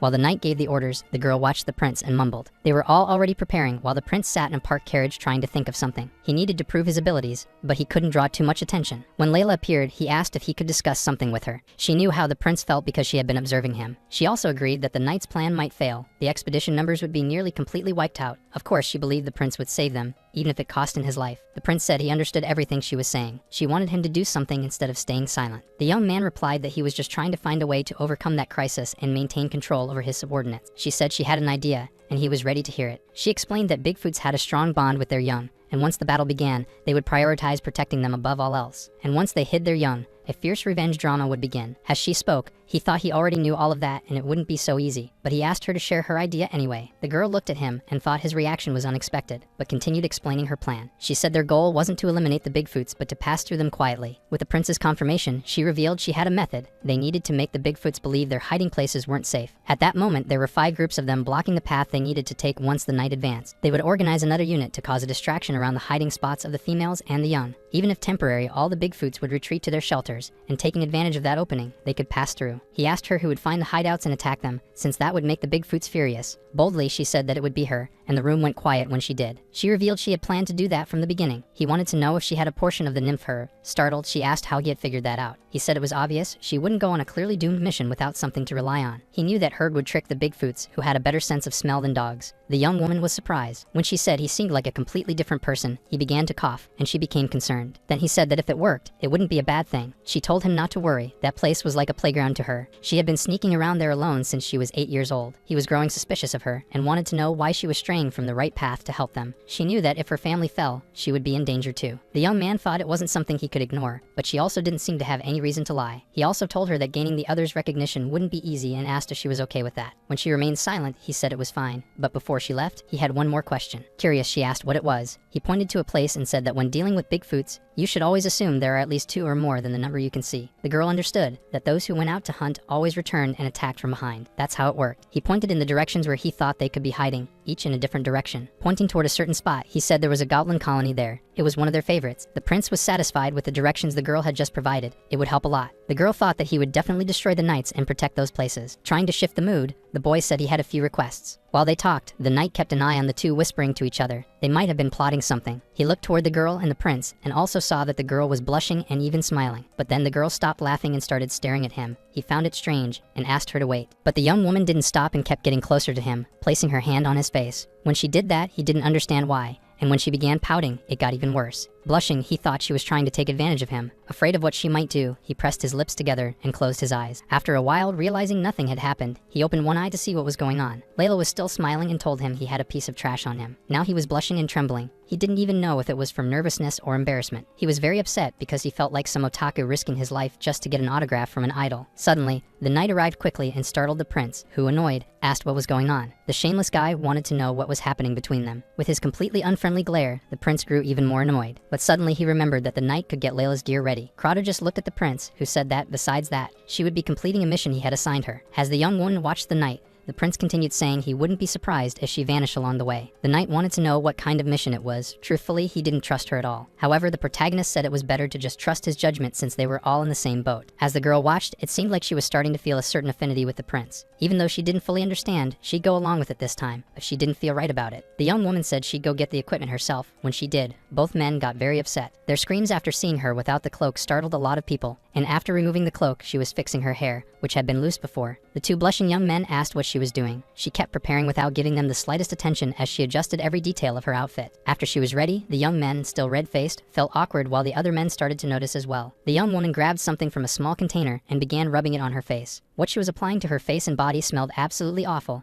and by spreading that stench all over herself, she hoped to deceive the enemy. Holding his nose, the knight said it felt like his nostrils were going to shrink from the stench. The young woman didn't care at all whether there was a commotion around her, whether due to her extravagant clothing or the smell. She was checking whether her equipment was in good enough condition to not fail her. Seeing how prepared she was, the protagonist thought all his earlier concerns had been completely unnecessary. She then announced it was time, and they should begin the plan right away. The prince told her she could take some soldiers with her if she thought it was necessary, but she refused. She knew they wouldn't listen to her orders, so the prince left everything in her hands. Showing great agility, she immediately began jumping into the water. The prince informed his team that they would also be departing shortly. As they snuck through the forest trying to go unnoticed, the wind was blowing toward the Bigfoots, while Layla was heading against the wind in the opposite direction. He thought it was annoying and hadn't learned anything from observing. The intruder's scent soon reached the noses of the Bigfoots, who turned their heads in all directions trying to figure out where the unpleasant human smell was coming from. Meanwhile, a knight leaped toward one of the Bigfoots, trying to catch it off guard. He realized his strike had been very shallow. The prince knew that if they wanted to perform a surprise attack, they had to hit the weak spot. The guy had messed up. He should have used a thrust. Now it was time for the counterattack from that furious Bigfoot, who swung with such force that it kicked up dust everywhere. The knight thought he was done for, but managed to dodge just before getting completely crushed. The prince's eyes sparkled. He had never seen a real fight between NPCs. He found it completely different from the battles he'd seen on PC. The knight was in serious trouble now, with that raging beast right in front of him, and with just one roar, it had alerted the others. Seeing everything unfold, the protagonist thought maybe they should have attacked with fire after all. Showing bravery, the young man called for his troops to attack as well. Seeing them rushing forward, he asked the knight to be careful and wait a moment. While trying to join them, two young men stepped in front of him. They were the ones assigned to escort him, Thomas and Albu. Meanwhile, further ahead, the battle seemed to be escalating dramatically. The knight truly wasn't afraid of anything, not even those giants. Without hesitation, he launched a powerful strike in the direction of the Bigfoots. The prince looked and saw the magnitude of the attack. It lit up several kilometers around. After unleashing a supreme burst of power,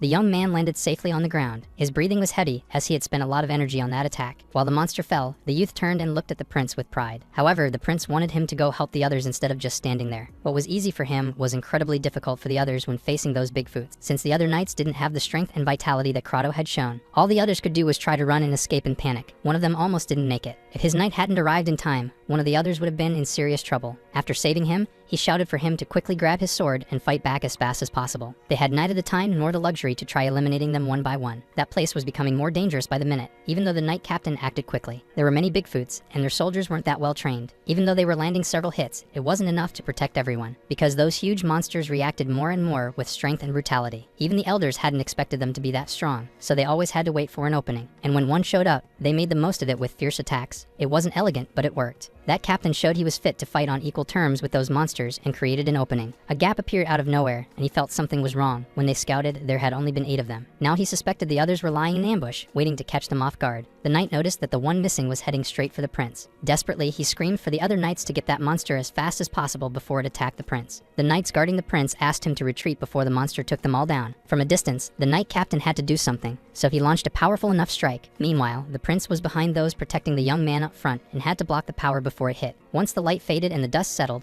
the prince asked if they had managed to eliminate them, but they saw a huge hand reaching toward one of the knights to grab him. Unfortunately, that knight had no way to escape. He was seized and dragged away by the beast, while the protagonist stood with wide eyes, shocked by the earlier power and now by the monster's attack. He was terrified. There was still one knight left to save him, but the monster was coming back. It slammed its hand into the ground to show them its strength. Their captain was far from pleased. Gripping his giant sword, he was about to charge at the beast again. Leaping toward it, he was already preparing for another attack. The knight who had been guarding the prince watched everything, unable to do anything, hoping it wouldn't get worse. The prince called the remaining knight and told him to go fight as well. If things continued that way, they would all be wiped out. However, the knight said he couldn't hold on much longer. Curious, the prince asked if someone would arrive to save them if he held the line. He took the young man's hand and told him to think carefully. If the soldiers fell, he would have to face both monsters alone, and if that happened, he'd be in even greater danger. Then the prince shouted, asking if Thomas was really willing to defy the orders of his own lord. He bowed and said that he was also a knight and believed his duty was to follow the command of his lord. Still, he said that from that point on, he would obey. The protagonist, seeing that his orders would finally be followed, felt a bit relieved. Continuing forward, the prince thought he had found the place, when from afar he spotted something. He shouted that he had found it. On the ground, near where the prince was looking, he spotted the soldier who had been guarding him. Approaching the knight, the protagonist shouted for Albu not to give up and to stay awake. He said that to give him first aid, he'd need to remove the armor, and then gave him a liquid. Being very careful with the knight, the prince was doing everything in his power. He noticed swelling in the abdominal area and suspected the sand might be hiding a serious internal hemorrhage. That's why he was deeply upset. He only had one low-grade potion and knew it wouldn't be enough. They needed to find a healing mage as quickly as possible, or else use at least a mid-grade potion. He begged the knight Albu to hang on and stay alive, as he would leave but return as soon as possible. Through the corner of his eye, the knight saw everything the prince did and also noticed he was moving away. When the prince returned, he was surprised by the appearance of Bigfoots accompanied by some goblins, just as Layla had said. That was the goblin camp,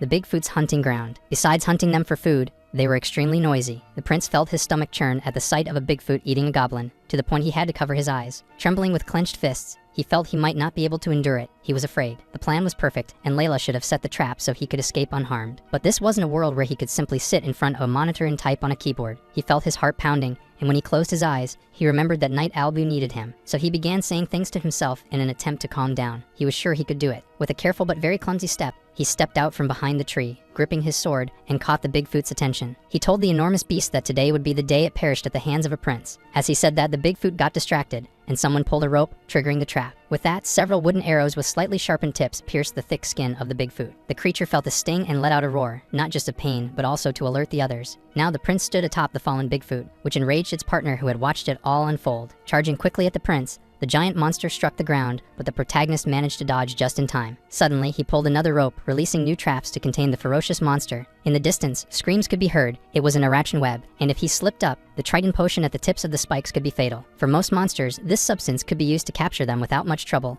and Layla used it to mask her body odor. However, the Triton potion had a powerful anesthetic effect, which caused the Bigfoot to become paralyzed. Even immobilized, the protagonist felt he had to finish it. He grabbed his sword, raised his arms, and let out a fierce cry. He plunged the sword into the skull of that massive beast. The tip struck the bone. That sensation wasn't something he could feel while playing on the PC with just keyboard and mouse. However, even though the feeling was intense, it was also disgusting. He never thought he'd engage in such a horrid act. There he was, taking the life of a living creature with his own hands. It was lamentable and at the same time, a despicable act, considering he had fought evenly with a class 4 knight. For his level, he was surprisingly weak, but now the prince had no time to waste. He knew he was in goblin territory. Being there, he had to be as cautious as possible, for goblins were treacherous beings, and with one careless moment, in a fraction of a second, one of the goblins launched itself at the prince, who widened his eyes. Realizing he hadn't been struck, he noticed someone had thrown themselves in front of him. With their own life, they had saved the protagonist. However, the prince was now lying on the ground with only a few scrapes. He looked back and saw that the cursed goblin was still standing after fatally wounding someone. The prince looked down and saw Albu. Somehow, he had reached him and sacrificed his life to protect him. Seeing his loyal knight lying on the ground, rage filled Prince Calix's heart, and he immediately charged at the goblin. He was going to strike him and wanted to take his life at all costs. He lunged forward with a furious blow. The goblin had no time to react. The prince's hatred and all his pent-up rage were being unleashed in the form of savage blows against the creature. However, the goblin managed to dodge,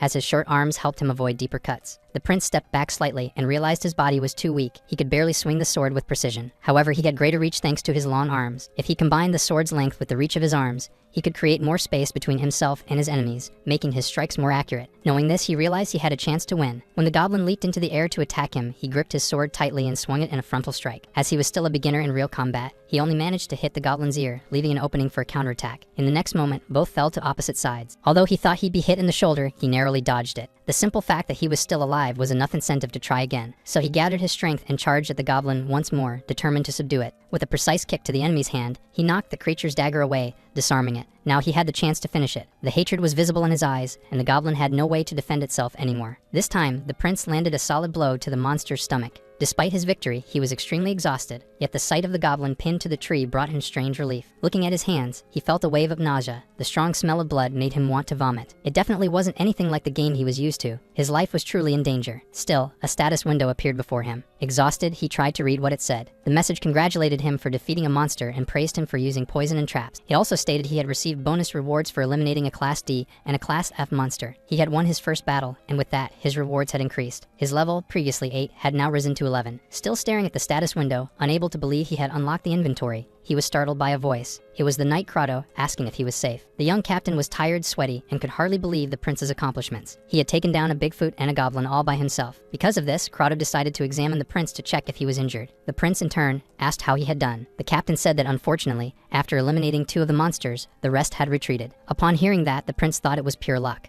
But he knew that wasn't the case. Layla's plan had been a success. He then told the captain about the fallen knight and asked for help to find him. Crotto pointed to a location, saying the knight was around there. But when the prince looked, his eyes were filled with agony. Of course, the protagonist wasn't naive enough to think that in war, everyone would walk away unscathed. But he never imagined he would have to apologize to someone who was no longer alive. He apologized to the soldier, believing that if he hadn't been so careless, the man might still have had a chance. The other soldiers, including the captain, could feel the genuine sadness the prince was experiencing. Very sorrowful, Crotto told the protagonist it wasn't his fault, but that the man had died an honorable death. Everyone had to deal with a distraught prince who was shouting at them all, telling him to stop being ridiculous. Angrily, he said that there was no such thing as an honorable death. Death was death, and that was it. The knight captain fell silent. He figured it was the first time the prince had lost a subordinate, so it was understandable. He remained there, in that state of pain and mourning, for a long time, until the others had to tend to the victims and begin evacuating them. That's when the prince asked what the situation was on their side. The captain replied that they had 3 dead and 1 injured, and added that given the circumstances, the damage was light. That prince was almost speechless. He believed the failure was his own. He thought to himself that if he had used his knowledge in the planning, no one would have died. He himself had only survived because of the traps Layla had set up. Also because Albu gave his life to protect him. Just thinking about that hurt. He clenched his fists and screamed as loudly as he could. Seeing him that way moved the hearts of the knights, who saw he was truly feeling the loss. Amidst tears and screams, the prince asked what they should do with the bodies of those who had fallen in battle. The young captain said that, if the situation wasn't too critical, they would recover the bodies. The prince said he understood and ordered them to do so. After receiving the order, the captain relayed it to his soldiers,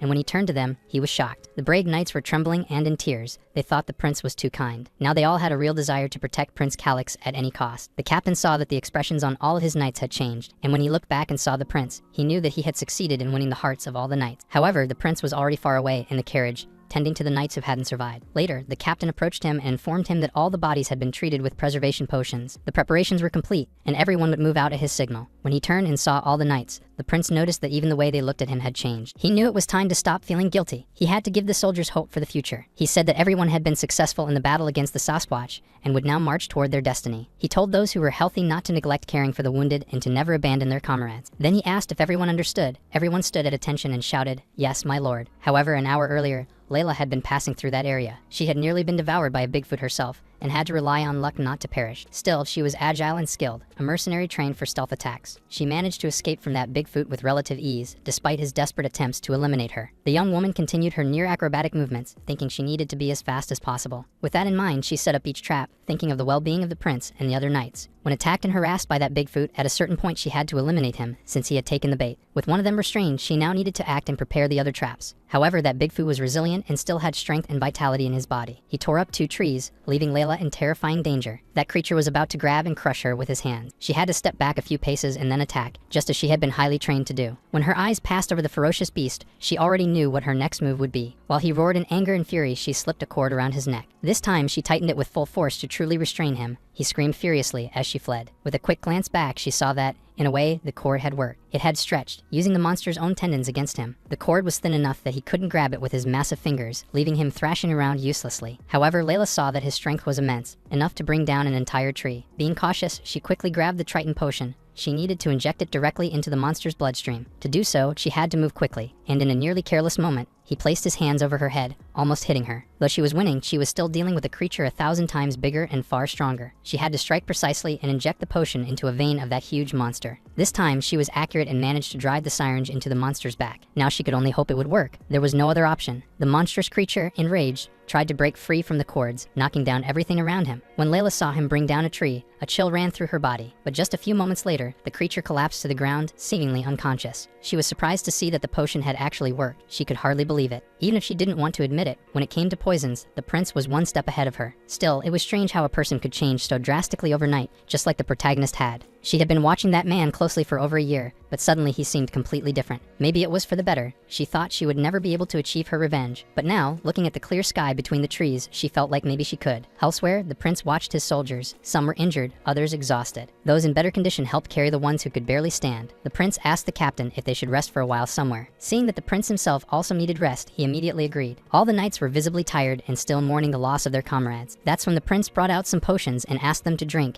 as they would help with recovery. The knights could hardly believe a prince was offering them elixirs. Still, they gratefully accepted. The prince felt satisfied just seeing his men recovering. The captain, puzzled, asked what the prince was doing. He only muttered, "Here comes the dramatic one." Annoyed, the captain said that although they were low-grade potions, they were very expensive. He also said that Viscount Russell had prepared them especially for the prince, and that supply represented half the stock of the count's house. Irritated, the protagonist asked the captain if he wanted him to just stand there and do nothing. He wouldn't simply turn his back and ignore the suffering of his men. The knight noticed the prince was angry and tried to make amends. Regardless of what was said, the prince handed out potions to all the soldiers who needed them. As he approached one knight, he patted him on the shoulder and told him not to worry. After that expedition, he could drink as many low-grade potions as he wanted. The knight called the prince's attention. All the others seemed to be doing better and were bowing to him. He knew that a man gives his life for someone who recognizes his worth. He was certain that everyone now felt they had finally found the leader they truly wished to follow. The captain shouted that the time was near, and the prince looked at the knights, shivering at the determined gazes he received. After all the commotion, he sat in a corner to be alone and finally checked his evolution rate. The status screen showed that he had managed to raise his support from 14% to 18%. That news brought a faint smile to the prince, who had just gone through intense moments. After everything, they were once again following the trail that would lead them to the ruins. This time, the prince was even more alert to every movement around him, and so they were moving along that path when suddenly, the protagonist asked them to stop. The knight wanted to know why they were stopping, and the prince announced that they had reached their destination. However, the captain was startled as he didn't see anything, not even the supposed secret vault. He also noticed there were no guards around and wondered if the vault had been abandoned. The question was whether they had contacted Layla,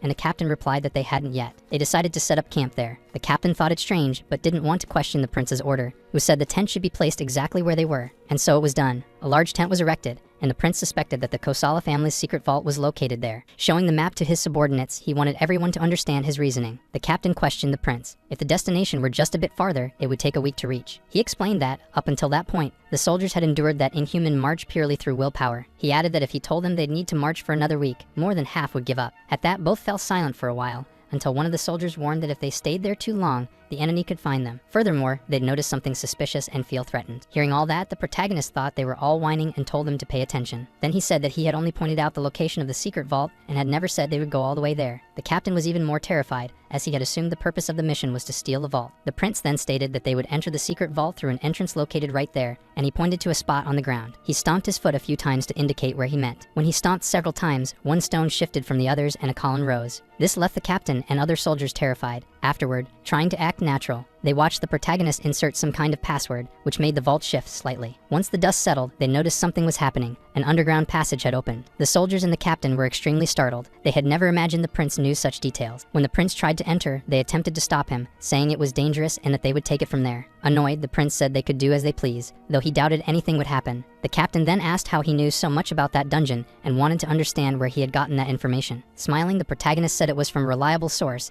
and considering that until now they had only shown weakness and incompetence, they should ask themselves why it was so hard to believe in him. The soldier was saddened. It wasn't what he meant. When they smiled and said they believed in the prince, they showed that they knew he genuinely valued even the lowest ranking soldiers. That's why they trusted him, and everyone supported that soldier. They all stated that, if the cause was just, dying on the front lines would be a duty and the greatest of honors. The prince lowered his head in sadness, saying he was still the same weak person who couldn't use mana. The soldier said that strength wasn't merely physical, and that true power came from within, as chivalry taught. The prince was left speechless by the soldier's praise. Looking to the side, he saw that his captain was in tears, deeply proud of his troop. The protagonist knew that outside, there were people walking the line between life and death, some gravely wounded. The prince told everyone to hurry, and one by one, they entered that passage. Looking up, the prince wished that Layla was safe. Meanwhile, the girl seemed fine and was collecting some Bigfoot extract. As she watched the enormous monster wiping its mouth, she figured it must take a lot of energy. Upon finding a cave, she headed toward it. It was time to have some fun with fire. Already inside the cave, she began striking one stone against another to produce fire. Jumping from tree to tree, she thought all the Bigfoots in the area should gather at that spot. Looking back, she realized the real problem was right there. That's when she saw the enemy army. In a way, she knew those soldiers would appear sooner or later. She wanted to know what happens when someone turns their back on a person who has ascended to the position of executor. She would show them what it was like to be that careless. Now that enemy patrol was scouring the territory where the battle against the Bigfoots had taken place, they seemed to be taking notes on everything that happened for a possible report. They noticed that after the battle,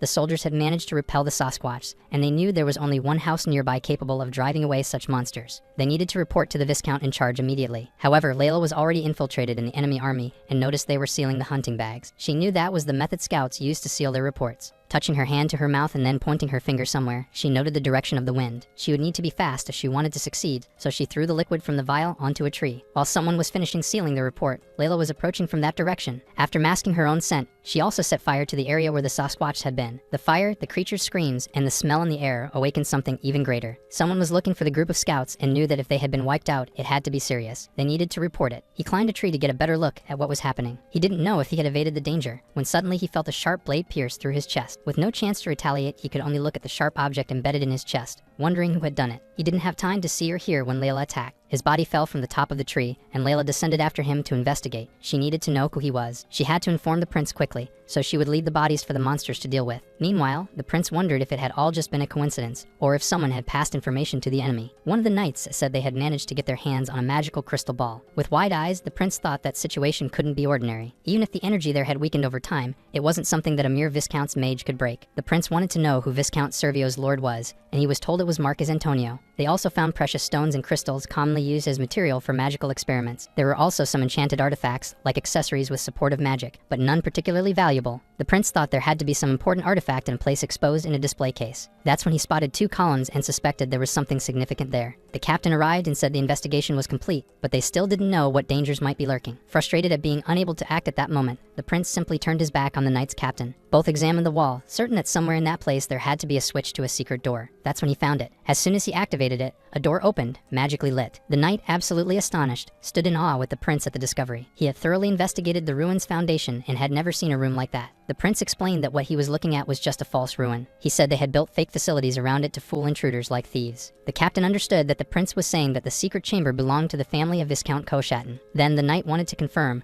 was his prince saying they could take the hidden treasures without even entering the secret chamber? The protagonist thought he had seen this on the game screen, but to open the door to that place, he had to strongly visualize the function he desired in his mind. The captain believed he was manipulating complex artifacts with great skill, and thought he had talent for magic. Suddenly, Crotto heard a noise and asked what that sound was. Meanwhile, the prince called him over as well, because a new door had opened. He told him it was a door that led to the false ruins. All that was left was to go there and retrieve Gerard's silver. He explained that by operating the control device, he could view several locations and identify which ruin Gerard was using. The young man thought that was a door he had seen before. The prince agreed that it was the entrance to the silver ruin. The captain was shocked, as he had just discovered how they were mining silver without the royal family's knowledge. It was explained to the captain that no one was at the site, and it seemed they only mined during specific times. However, the captain believed that if the miners had returned safely, rumors would have already spread. Seeing how complicated the situation was, the prince wanted to make sure it never happened again. To do that, he would need to deactivate the crystal ball key that the enemy had. That way, he could change the code. So he would destroy the stone gate and prevent them from entering. That would be his farewell gift. He asked the captain to move all the silver-filled crates so the expedition numbers could take them. They were also to place the scroll they had prepared. Once they finished, noticing the captain was uneasy, He asked what was wrong. Realizing it was just concern, the prince made it clear that he could finish everything alone. After seeing the captain had already left, the prince stretched his arms and was satisfied to be alone. If he remembered correctly, the switch should be somewhere around there. However, the door opened. He recognized it from the game, but seeing it in real life was different. That was the Tristan bracelet of revelation. If he suffered fatal wounds, it would protect him with a barrier. It showed that the bracelet would grant up to a week if the person wasn't treated, and it could be activated 3 times. He looked at the artifact proudly. It was perfect for someone like him, who had low combat power. He quickly put it on his wrist. It was like having 3 lives, he thought. Now it was time to move. He didn't even feel anything, but his spine suddenly shivered. He looked inside the cavity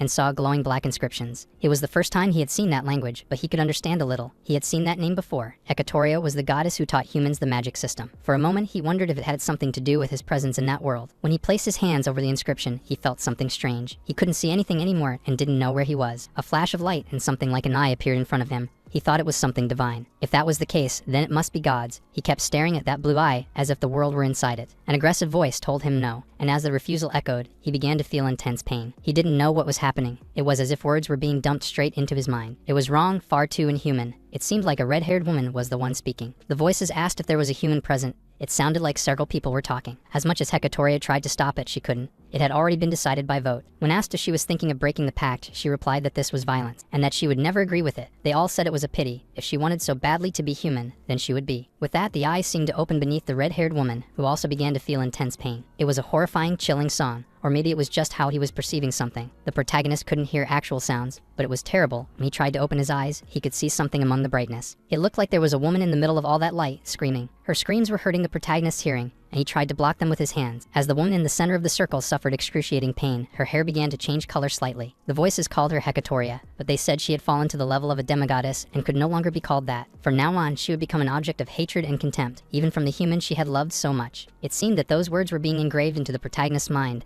as he listened to them insult that woman. They said they could hardly wait to see the look on her face in that moment. That's when the young man's eyes suddenly opened. As if nothing had happened, he was back where he had been before, like he had never left. But he also noticed that a status window was opening. It was so frightening that he screamed. He had acquired an authority-level skill, an extremely powerful ability, but limited to close range. He knew that skills were usually ranked from the lowest, F, up to rank S. But when he looked at the authority skill, he realized it was different. It was a power that only those ranked as class 10 or higher, known as demigods, could use. While checking the status screen, he noticed something else. A fragment of authority had been absorbed, increasing the rank of his soul. There was no doubt about it. The one who sent him to that world was the goddess Hecatoria. To harm a god, only an authority-level skill would be enough. He thought he should take revenge on the other gods in Hecatoria's name. At first, that scared him. Then, a slight smile appeared on his face, and he began to laugh. That was the final objective of the game. He didn't like feeling manipulated, but he wanted to be all of it, no matter what happened. While thinking and talking to himself, someone called out to him. It was the captain of the knights. The captain asked the prince not to be surprised by what he was about to say, leaving him intrigued. However, upon seeing what it was about, the prince was ecstatic. There was so much that time wasn't enough to evaluate it all. There were 6 crates full of gold coins, and he estimated there were about 30,000 coins in total. The prince said it was roughly what he expected. However, there were still 420 crates packed with silver bars. It was estimated that roughly their value equaled 100,000 gold coins. The problem now was how to transport all of it. With only the expedition force, it wouldn't be easy. The young man thought he had heard that the current problem was having too much gold. But to him, the amount didn't matter. That was not a problem. He had won his first battle and unlocked his inventory. It would be very useful in that situation. He decided to test it with those crates first, and upon doing so, the captain was shocked. Winking at the knight, the prince said it was fine, just bring more crates to him. When everything was ready, he asked them to prepare for the journey back. Meanwhile, the captain was wondering what the prince would do with all those stacked crates. In that world, there was no concept of players or skills, and no one there would understand what an inventory was. There was no need to explain everything. He just needed to hide it. The captain asked what he would do with the mountain of crates, considering everyone was already outside. The young man replied that it was all fine. He had obtained a super special bracelet, and it should have enough space for all the crates. The captain could hardly believe he possessed such an artifact. The young man said it was a secret, and he couldn't tell anyone. The captain said he would keep watch outside while he handled the transfer. He knew he needed to focus on the object he wanted to teleport. A status window appeared. He had to think of the inventory in that state. Just like in the game, he could store artifacts in his inventory. So he started putting in the gold bars one by one. He did the same with the silver ones, until it was all done. It was a lot of work, but it was finished. With the job completed, it was time to go back. As he climbed the steps, he was welcomed back. The knights were ready to depart for their own territory. Someone called out to him. He turned to see who it was. The problem was that Layla still hadn't returned. The captain feared she had betrayed them and fled, saying he never trusted her. But the prince thought differently. He knew she was organizing everything. He said it was no coincidence that the Big Feet had retreated. Those words surprised everyone, as no one had any idea that Layla had been helping them all along. As soon as he finished saying those things about Layla, all the knights looked at him with wide eyes without saying a word. Shortly after, The captain was extremely alarmed, saying that attacking the Big Feet's hideout alone was nothing short of suicide. From the beginning, he never had a good impression of that girl, but he didn't want her to perish like that. The prince said he wanted to use another method, but the captain dismissed it. Hearing that, the captain lowered his head, because when the prince spoke, he thought it was dangerous. But he was wrong. He thought that since the girl hadn't returned, something might have happened to her. He said that thanks to Layla, they avoided many sacrifices. Now it was their turn to repay the help. With that, he asked the knights if he was right. Many didn't know what to say. That was when Captain Indra came and said they would do as the prince commanded. Upon hearing that scream, he thought it was unnecessary, but all the other soldiers screamed too. He felt like he had done nothing on that expedition but get in everyone's way, and he thought that at least as a knight, he could fulfill his duty. That's when the prince asked him to select the members who would be part of the separate squad. The rest were to wait safely in the basement. He believed there were two possibilities regarding what had happened to Layla, that she was in trouble. He suspected the Bigfoots had found her, since the pursuers didn't know they were there. Besides, Layla had said she had erased all tracks. He didn't think she would be careless enough to get caught. The question was how they suddenly found Layla, when suddenly his eyes lit up as if he had an idea. The captain, noticing, asked what he was going to do. He then called everyone to gather. They would go straight to the Bigfoot chief. He would get revenge on him. He asked the captain to boil some herbs in oil and coat their weapons with it. He told them to just do what he asked and stop complaining. Looking up, the prince asked Layla to wait for them. Observing a den, he thought there would be only females and their young inside. They assumed the males were busy chasing Layla or hunting for food. The orders were to start dealing with those inside the den. That way, they would attract the attention of the males. However, the captain was worried, because dealing with those monsters wouldn't be easy. With a smile, the prince said they'd see for themselves how powerful that poison was. The same one they had soaked their swords in. After doing what the prince commanded, they managed to draw attention. Now they had to go all in and storm that den and do what needed to be done. The prince warned that the big ones were coming and they needed to hide. All that was left was to track them. Alarmed by the noise and sensing intruders, the males charged into the den. Now that everyone was inside, they had to run as fast as they could. And thanks to Layla, they now had clear footprints to follow. With the prince on his back, the captain was running because the prince believed there was no way Layla would lose. With the captain on his back, he was running, following those large footprints. As he ran, the prince was asked if he liked Layla. Smiling, the captain said she was quite beautiful. The prince said it wasn't like that at all and told him to focus on the chase. Even so, Kratom never thought Layla would volunteer for such a dangerous mission. The fact was that she realized they would need her, and even though she was well known in that place, she still went. There she was like a celebrity. Maybe it was because of the urgency to survive. The first continental event in that game was the kingdom's invasion and the faction that would play a major role during that time. At first, he thought they were just volunteer soldiers, but maybe it was a faction with a noble, Viscount Sarvio. He might have been intentionally cultivating them within the cave. They were all happy because they had won. Everyone excitedly said it was just as the prince had said. They wouldn't suffer a single injury. However, the captain warned there was no time to rest. They were going to find the prince. Everyone agreed and departed immediately. The captain thought he respected the prince from the bottom of his heart. He wanted him to always be safe. However, a dark aura and someone lying on the ground, badly wounded. As the knight carried the prince on his back, they saw Layla from afar. The protagonist immediately shouted for him to stop. He had spotted Layla in danger. The two went straight to deal with the wolves that were trying to devour Layla. The knight shouted that he would scatter the wolves. While the prince got close to Layla, he asked her to pull herself together. He noticed the wounds were deeper than he expected. The fear was that she wouldn't recover, not even with a mid-grade potion. Even so, he applied the potion to the wound. Thank the heavens, she was alive. The wound would heal gradually. She needed to drink the potion for the recovery to begin. Returning, the knight said he had managed to drive the beasts away. With that, the prince asked for help to turn Layla over, because he had to make her drink the potion quickly. With that, they noticed the girl's color was returning to normal. She seemed much better. That's when the captain and the rest of the group arrived. The prince was relieved because it was just in time. A week after the incident in the count's castle, the prince was sweating. He had decided to start working out. His current level was 18, while the average combat level of a healthy adult man was around 20. Russell noticed that despite the short training period, the prince's endurance was increasing. They could tell he seemed to have been gifted with a strong physique. The captain believed it was true that he had changed, and he even suspected the prince might be secretly taking something, which earned him some flicks to the head from Russell. The protagonist's journey to level up was just beginning. Because of that, the captain asked when they would continue sword training. Russell told him not to worry. Sweaty, the young prince seemed to be finished, as he had business to attend to at the magic tower. Those words impressed the captain. To clarify, the prince said he was going to take a bath,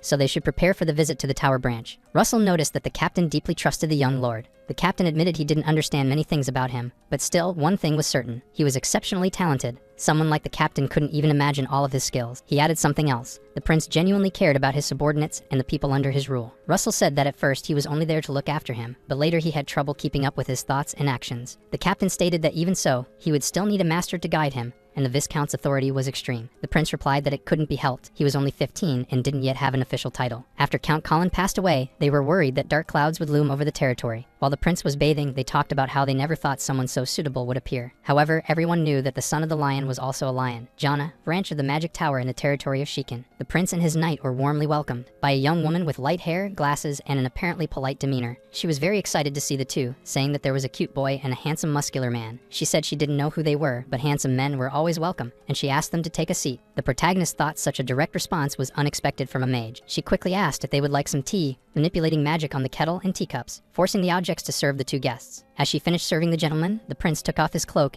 and began observing the young woman. She seemed careful with her porcelain. He noticed she was holding the kettle and heating the tea. She was doing it with her bare hands. He guessed she was a class 5 mage, but being at a branch had clearly worn her out. He looked at her status window and saw her name, age, and rank. He thought it was surprising, and she wanted to know what surprised him so much. The protagonist said that honestly, he hadn't expected someone like her to be in such a rural area. Watching quietly, the captain thought that maybe that young woman was the lord's type. The woman replied that the prince was charming. He told her that judging by her skills, she should be class 5. Winking at her, he said it was nearly impossible for someone to reach that level before the age of 20, unless she was a disciple of the tower's master. Upon hearing that, the captain made a strange face since the girl looked a bit older. Seeing that the captain was about to ruin everything, the prince pinched his butt. Feeling all flattered, the girl said that she might look young, but being mistaken for the master's disciple was a huge compliment. When she said she was over 30, the prince smiled and asked her what was the secret to such youthfulness. While listening, the captain rubbed his butt after being pinched, sipping his tea in frustration. After a pleasant chat and some tea, the girl decided to ask what they were doing there that day. That startled the captain, as the girl had gotten straight to the point all of a sudden. The prince was also direct. He said he was there to buy an explosion scroll. That made the young mage super excited. She thought he was a valuable customer. She said that 30 scrolls cost 600 gold coins, but with a special discount for a gifted young man, she'd do it for 500 and asked what he thought. He figured that just having a pretty face already made it worth it and said it was fine as is. The young woman told him not to worry. Even though the magic tower was in terrible shape, the authority of branch director was still the same. The prince said he had one more request, and the girl told him to feel free. He started by saying it was a bit difficult to talk about, but he wanted to request a loan from the reserve bank. Upon hearing that, she was horrified and asked how much he needed. When she heard it was 60,000 gold, she nearly choked on her tea. She said she couldn't just use the money however she wanted. The young man said he understood. He told her that, in return, he would leave gold and silver coins with her as collateral. Of course, he was already borrowing it. He said he would also pay interest, and that it would be for a short period. Still, it was a good deal. While she didn't answer, he was already sweating intense, because he had no other place to get the money. The young woman, with her head lowered, apologized, but it seemed a bit excessive. The prince thought his favorability wasn't enough. He felt he had been too hasty. The young woman said she thought the supervisor would completely refuse. However, there was one way. As he could see, central supervision hadn't come that day, so she would keep it a secret between the three of them. Of course, the prince thought it was a great idea. She said that as long as he paid within 6 months, there'd be no problem. However, if 6 months passed, she would sell all the gold and silver she was keeping as collateral. He thought that was exactly what he wanted them to do. He thought that mages always needed resources for research. He reflected on that while she talked about the tea. Both of them lowered their heads and said it would be a great relief if they could make it work. As he bowed his head, the prince thought that in this way, the debt Gerard owed him would be settled. Elsewhere, someone was yelling that they needed the map. It was Gerard, furious. One of the patrols that had been pressing the vault had disappeared and vanished from the map. He believed the location of the clues found by the patrol vanished at that very spot. Looking at the map, he saw that walking along the mountain trail to the secret vault entrance would take more than a day. Since the direct route could be done in a day, his eyes widened and fists clenched. He believed something had happened. He shouted for his subordinates to go to the Gold Highlands immediately and prepare. In the Highlands, they saw a golem and wondered how they were going to defeat that thing. Gerard told them all to stay calm. It was just a stone golem. It was big, but its movements were slow. His vassals went ahead to try to eliminate the massive creature. The golem was slow, and they should have been able to dodge it easily. However, some of them failed to dodge in time, and since a member of the knight class was defeated, it caused agony and fear in the others. The golem was going after every one of them. Someone among them asked everyone to hold their ground and attack together, but that same person was trampled and thrown aside. When they realized another knight class member had fallen, fear spread. The golem was extremely dangerous and was eliminating everyone who got close. Gerard stood still, watching for a moment, while his vassals couldn't believe a golem had appeared. He had heard that golems don't form naturally. There had to be a mage nearby controlling it, and he had to be at least class 5. Looking back, a vassal shouted for Lord Gerard. He said the damage was increasing rapidly and wanted to withdraw and regroup. Upon hearing this, Gerard was furious. To him, it didn't matter how many vassals perished. That became clear to the vassal, who heard it from the man's own mouth. No matter what happened, the tribute to the Marquis had to be sent. The order was to clear the path in less than 24 hours. If they failed, he would punish them. In the tower, the prince wanted to know if they had already received the gift. The red-haired girl wanted to know if he was talking about a girlfriend. The young prince replied that wasn't the case. The young woman said she wanted to receive something too. Meanwhile, someone knocked on the door and slowly entered. Layla thought that Lizard was trying to seduce the Lord. She wasn't alone. She was with the captain of the knights. He informed the prince that all the baggage had been placed in the magic tower. Meanwhile, Layla made an angry face, knowing that Mage was trying to seduce the prince. He sincerely thanked the captain for the excellent work. The captain handed a box to the prince, who thanked him and asked both of them to wait outside. So the captain and Layla waited near the carriage. The young woman wanted to know why the prince was dealing with that woman. Seeing that she wouldn't get a single word from the brave soldier, she dropped the conversation. Meanwhile, inside the tower, the girl blushed over the gift she had received. It was an extremely beautiful necklace. He said it was a token of gratitude for the preparation funds she had provided. He thought it was an artifact he had found through tracking. He never thought it could be used this way. She put her hand over her mouth and reminded him that he had promised never to speak about that. Then she said that a lot of paperwork would be required for such an act, and it wasn't even certain whether permission would be granted. He said he would keep that in mind and would continue to count on her. She said she was deeply grateful. After that, she wanted to know where he had used all those explosion scrolls, asking if he was going to war. He thought the position of branch chief was no joke. Her ability to extract information was remarkable. The young man smiled and said he wasn't doing anything like that. He had just replenished what they used in the mining excavation. She didn't believe he had used such expensive scrolls just to make a few holes. Smiling, he told her they'd leave the chatting for next time, since they'd be seeing each other more often. With that said, he asked the girl to leave him alone and stop asking so many questions. She smiled and said she was already looking forward to it. Outside, anxiously, Layla waited together with the captain of the knights. He had already stored all the money he had taken. With that, the enormous debt the territory had with the count was resolved. The only question was how Gerard would react when he realized the secret funds no longer existed. Selvio, his character from the past, was no more than a weed on the roadside, giving kill orders and failing. Now he would make everyone pay for what they did, even if he had never thought about that before. Now revenge was a possibility, and it wasn't over. Meanwhile, Gerard's vassals were fighting against the stone golem. It looked like an unfair fight, placing a large metallic structure. Tied with chains, they were pulling the golem hard enough to expose its core. Now one of the experienced vassals lunged at that core to destroy it. When he did, there was a flash and a burst of stone in all directions. The stones injured several of the vassals. After everything, the path was clear, but at the cost of many lives. They were informed that the golems had been defeated. Probably about 60% of the team had sacrificed themselves. Gerard didn't care about the numbers. He only wanted the stone gates opened. Before the gates, he wanted everyone to enter. A mage handed him a crystal. He, irritated, said she was late. When he inserted the crystal into the slot, the message said the user was invalid. And since he no longer had authorized access, a countdown began from 180. Confused, the man yelled, asking what was going on. He made several attempts, but the countdown only decreased. Each time, the message appeared, invalid user, unauthorized access. The countdown was already at 95, and even then, he kept trying. He wanted to know why it wasn't working. His vassals wanted him to prioritize his own safety first and analyze the situation later. The man quickly fled the area, but was deeply outraged. Stage 1 of the interception program had been activated. The countermeasure program would summon all monsters within the designated range. That alarm blared, and several large demonic beasts began to appear. Meanwhile, inside the carriage, the three continued chatting. The prince wanted to know where Layla got that idea from. She said it was because the prince had started spreading his affection toward the mage girl. With that, he said his heart would break thinking they were judging him wrongly. Upset, he wanted to ask something. What did they think would happen if he betrayed Selvio? The young woman wanted to know why he was thinking of betraying that viscount. The captain lost his mind upon hearing that. The prince asked if the viscount was the type of person to forgive serious mistakes made by subordinates. Layla firmly said that he was absolutely intolerant of failures. He asked whether Gerard would meekly accept the viscount's punishment. Layla replied that, as the prince already knew, if Gerard found out he no longer had his reserve funds, he would do anything to survive. She pointed out that he wouldn't hesitate to betray the viscount if necessary. The prince knew that Gerard wouldn't allow himself to be taken down so easily. The two of them, just by looking at the prince, knew he was planning something on his own again. While the protagonist was wondering what the point of it all was, he felt like he was losing. On the Golda Plateau, one of the vassals reported to Gerard that thanks to the general support, they had been able to exterminate the monsters. However, the Viscount's shadow forces had been almost completely wiped out. The man yelled for another charge to be launched. He wanted the door to be opened as quickly as possible. There was no other way to open that door besides the scroll, even though that passage could no longer be used after that explosion. Still, the scroll was used, and the path was now open for Lord Gerard. Despite having a bad feeling, he hurried inside along with his vassals. When he entered, he had a terrible surprise. His gold and silver were not there. Desperate, he begged everyone to search and find the silver. He didn't want anyone standing still. Everyone scattered to search, and some found scrolls. Then they opened them. The explosion was widespread as soon as the first scroll was opened. Gerard saw the flash, and right after that, a massive explosion engulfed nearly the entire path. He wanted to know what was happening. The team that opened the scrolls wasn't the one with him. To his dismay, the mine collapsed. It seemed like a magical trap set for them. Everyone inside the mine was crushed. The man thought it was the end. At that rate, they'd all be eliminated by Viscount Selvio. Now he was sad and worried. It was time to activate the emergency plan. He told the mage he was grateful for everything he had done, but he needed to be honest. It wasn't his fault. It was just an unlucky day. With that, one of his vassals stabbed his back with a sharp object, just to keep the secret, and so removed that person from his path. The atmosphere was tense. He was sure Kate wouldn't stay quiet about this. Maybe he had already noticed something strange. He knew he had probably already gotten involved in all of it. All he could do now was follow the emergency plan. In Viscount Selvio's village, Gerard was trying to speak with him. The man sat with his back turned in his chair. He told Gerard that he had heard the story. As soon as he heard the man's voice, Gerard prostrated himself, saying he was deeply sorry. The man said he didn't want to hear those cheap words. The result was all that mattered. Gerard explained that he believed it was the work of tomb raiders. The underground passage might not have been a common one. He thought that during the process, they had accidentally triggered the security system. He said that most of the silver coins had disappeared. The man did not like hearing that at all. To reassure him, he said not to worry. After all, few raiders were capable of carrying even just a few crates. He said he had secretly offered a reward to merchants who dealt in precious metals. He claimed they would ambush those responsible. Silver coins weren't something that could be easily taken. The man was not liking what he was hearing. He was ready to stand. When he stood up, he said that as soon as they returned,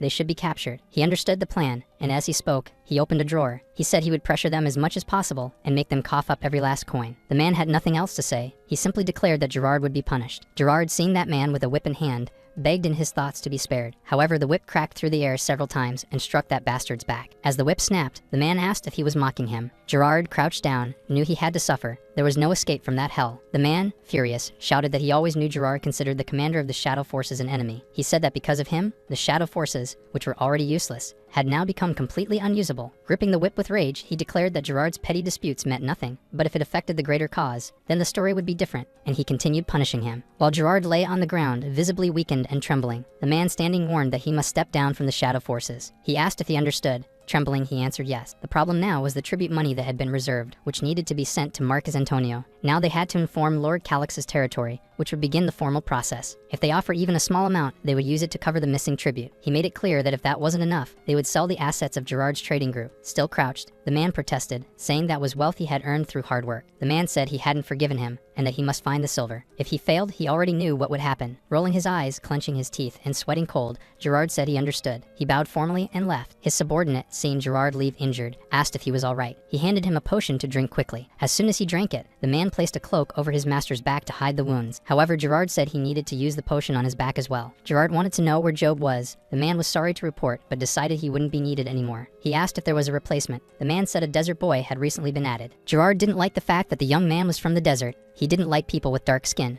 but he could tolerate it for now. When asked about the preparations, the young man said he had been ready for 3 days. The young man's concern was that if the executives didn't cooperate, they wouldn't be able to escape safely. He knew they had few people, and that moment was the perfect time. Gerard told the man to go to Count Shaken's estate and take anything valuable. His vassal thought that person had quickly ended the battle for family succession. A few days later, the captain came rushing to speak with Russell. Seeing the young man's concern, he asked what it was. The captain reported that Gerard had come to visit them. It seemed to be a matter of debts. Russell thought it was just as the prince had predicted, so he tasked the captain with accompanying the prince to receive Gerard. When the captain asked if he wouldn't be going too, the viscount replied that the prince was capable of leading the territory. He didn't want his own distress to undermine the prince's authority. All he needed to do was support him. That repulsive-looking man stared at the prince, saying his physique had improved a lot. The prince looked at the man with disgust and said he didn't need unnecessary greetings. As the prince asked to get straight to the point, the man said he wouldn't stall or beat around the bush. He was there to collect the debt, as the official pressure had already begun. It had been determined that the territory could not pay the 60,000 euros, so they planned to seize anything that could be used as collateral. The prince asked what would happen if he refused. The man, being thoroughly disgusting, said he would appoint a senior officer to make sure he couldn't escape. He would request surveillance. Saying this, he pointed a finger at the prince. The captain got tense, seeing that the man had already made his move. Laughing, Gerard said it was all non-violent. Judgment was crucial when it came to recovering funds. The young man asked whether his judgment was really that necessary. However, there would certainly be a way to delay it. Tyre thought it was just as expected from his sharp mind. Maybe he could show some seriousness. He said that with a little price adjustment, things could change a bit. Everyone could tell that what he really wanted was a bribe. The prince thought he was losing something by paying off the debt. He felt that Gerard had rushed to charge him out of urgent need for money. Pointing at the man, he said he had already gathered the money, so there was no need to pretend to be composed. The man wanted to know how he had gotten so much money. The young man noticed the man's surprise, but asked whether that wasn't a good thing. Those were bearer bonds issued by the Royal Chamber of Commerce, and they were authentic. The man knew without a doubt they were real. He just didn't expect the prince to gather 60,000 in gold. With that, the man thought he could take the bonds and run. Unlike gold or silver, the bonds were legal and portable. Then the prince took a silver bar and placed it on the table. He asked if he'd like to check. It was one of 32 pieces in 420 crates full of silver bars. Gerard realized the prince was openly revealing that he knew about the theft. It was a kind of threat to report him to the count. He already knew about the plan to steal the refund money and escape. If Viscount Selvio found out, he would eliminate him. When the rumors started spreading, Viscount Selvio fled with his secret funds. He asked what the man thought would happen to him after that, and gave him two choices. He could reveal that the reserve funds had been stolen and face punishment, or betray the Viscount and flee. The man was grinding his teeth in hatred, but he lowered his head as he thought. The prince knew he was completely shaken. Now it was time to offer a bit of hope. He told the man he would help him survive and escape. The captain was watching the conversation and didn't know exactly what the prince was planning. However, Gerard said it wasn't enough to just help him escape the territory. Smiling, the young man said he would arrange solid support so no one could touch him. If he was willing to serve the prince, he should already know it was disgraceful to the most powerful men. The man said he would need stronger backing than the prince's. He asked if the prince would provide that. The young man said everything had a price. First, he needed to sign there, and then he would deliver. The man saw that it was a receipt, proving the county had fully repaid the borrowed money. Upon seeing it was backed by bearer bonds issued by the royal family, he smiled, while saying that the boy was truly terrifying and brilliant. He thought he had been fooling everyone all that time and said he would sign. Looking at the prince, he thought he shouldn't make him an enemy. He knew it was too much for him to handle. Leaving that meeting,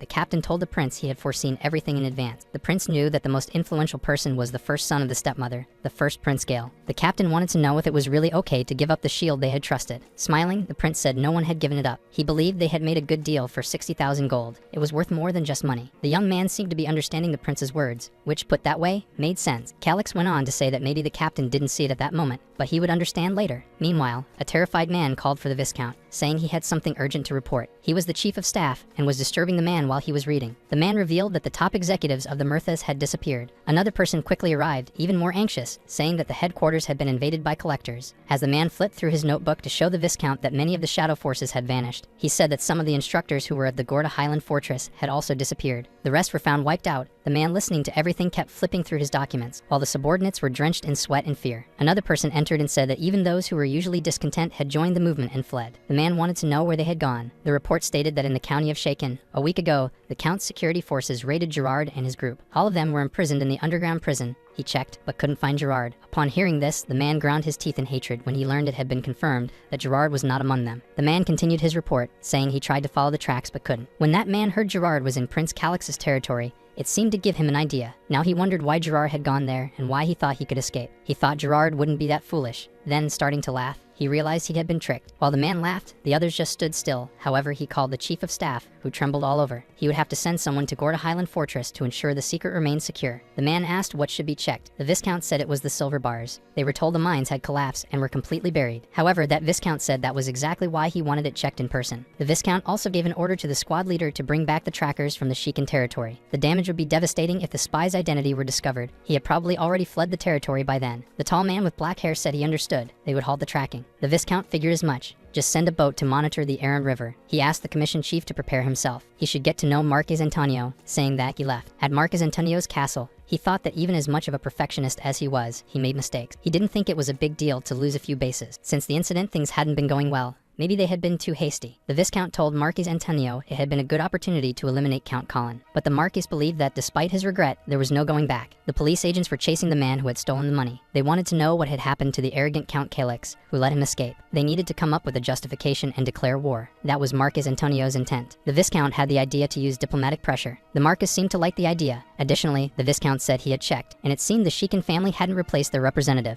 and he was one of them. They could use him before appointing a substitute. The Marquis wanted to hear all the details. He thought he'd rather not go to war, as it hurt his wallet too much. Meanwhile, in the county, the Protagonist believed the Viscount would seek diplomatic means. That's why he spent hours going over papers to see what could be done, because by now, they must have already learned of Gerard's betrayal. The captain understood everything. It was a matter of revenge. They would use diplomacy instead of declaring war. The prince asked the captain if he knew why. He replied that it would be a diplomatic strategy. Lords almost never left their castles unless it was for war. The captain said that's why the Council of Nobles existed. They should have sent a representative there. The prince asked who was representing them. He was told it was usually Orsel Tigrim. The captain was extremely stressed, as he remembered that Orsel was practically Lady Estella's right hand. That was of utmost importance, but the prince remained very calm. He thought maybe the prince had planned it all along. Smiling, the Protagonist said it was better to leave a few openings for his enemies. Otherwise, everything would be too perfect, and they'd grow desperate looking for a weakness. If they were given one, they wouldn't expect to receive an unexpected blow. In the royal capital, Siena, a city with a history spanning about 500 years, this was the capital of the noble kingdom. It was a large city with 250,000 people. The royal city was the heart of the capital,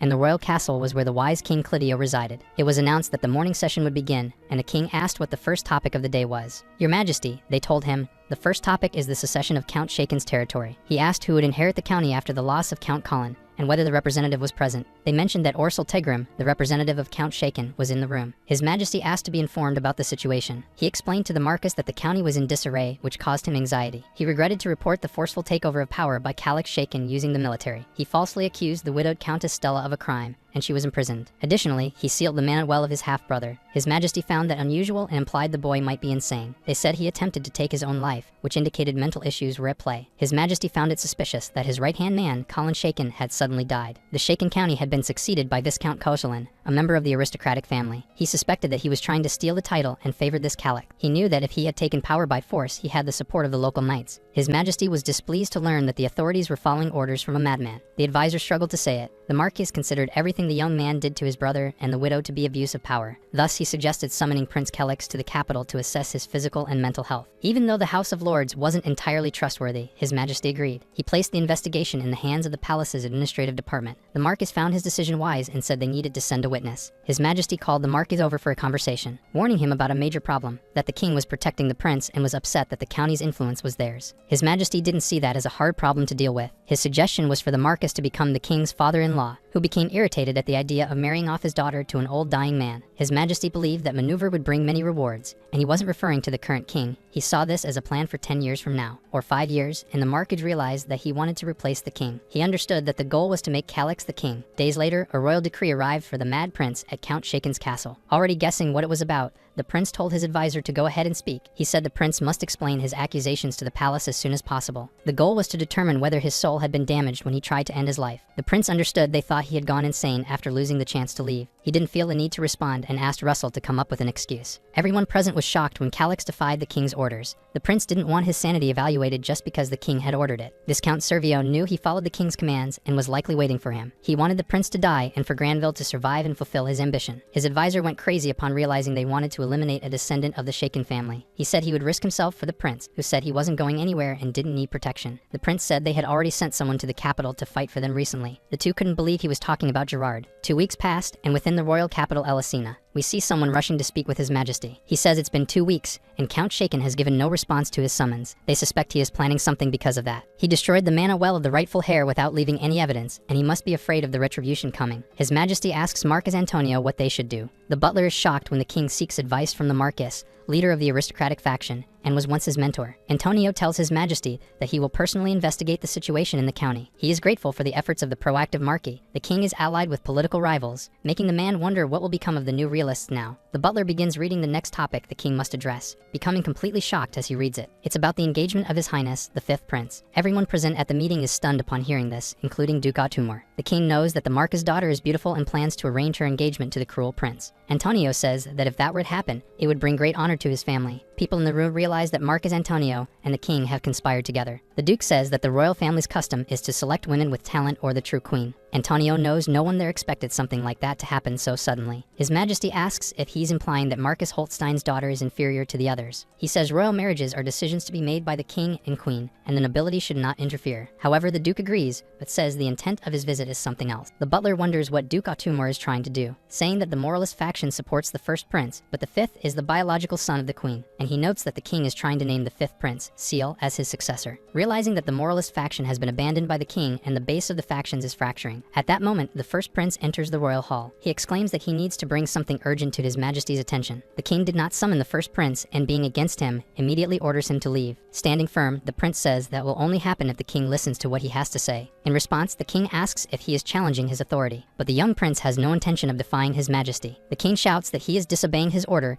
and that he will not allow interference in Seal's marriage. However, the prince does not intend to get involved in Seal's marriage. It was a misunderstanding. He found relevant information on an entirely different matter. He thought it proper to inform the noble assembly and His Majesty about it. He apologizes for the inconvenience, and the king asks what he is talking about. He presents a letter from Viscount Russell Nigel, the governmental representative of the county of Shaken, shocking the king and the nobility as he's bringing up a matter already thought to be resolved. Regardless of the distance between the territory and the capital, there are matters concerning the Count of Shaken. The Duke complains about the lack of response to the king's summons and the fact that the Marquis is the lord of Viscount Selvio. He tells them to remember who sealed Killick Shaken's mana awakening. Antonio becomes irritated and raises his voice, asking if the Duke doesn't believe his words. In that case, none of the involved parties can be appointed as mediator, since it would be unfair. And they don't trust Viscount Russell, since he may have a connection with Killick, who is suspected of being a criminal. Furthermore, the Duke says Russell is a former member of the Blue Lions and a knight who does not tolerate injustice. He was also granted the Royal Order of Honor, and the Duke doesn't understand how a report sent by a hero could be deemed unreliable. As soon as the Duke says they are in the country of knights, the Marquis realizes he's been caught. Finally, he asks if Marquis Antonio does not trust the entire administration of the country. His Majesty tells him not to dwell on that. After all, the man didn't mean it that way. The Marquis regrets having spoken ill of Russell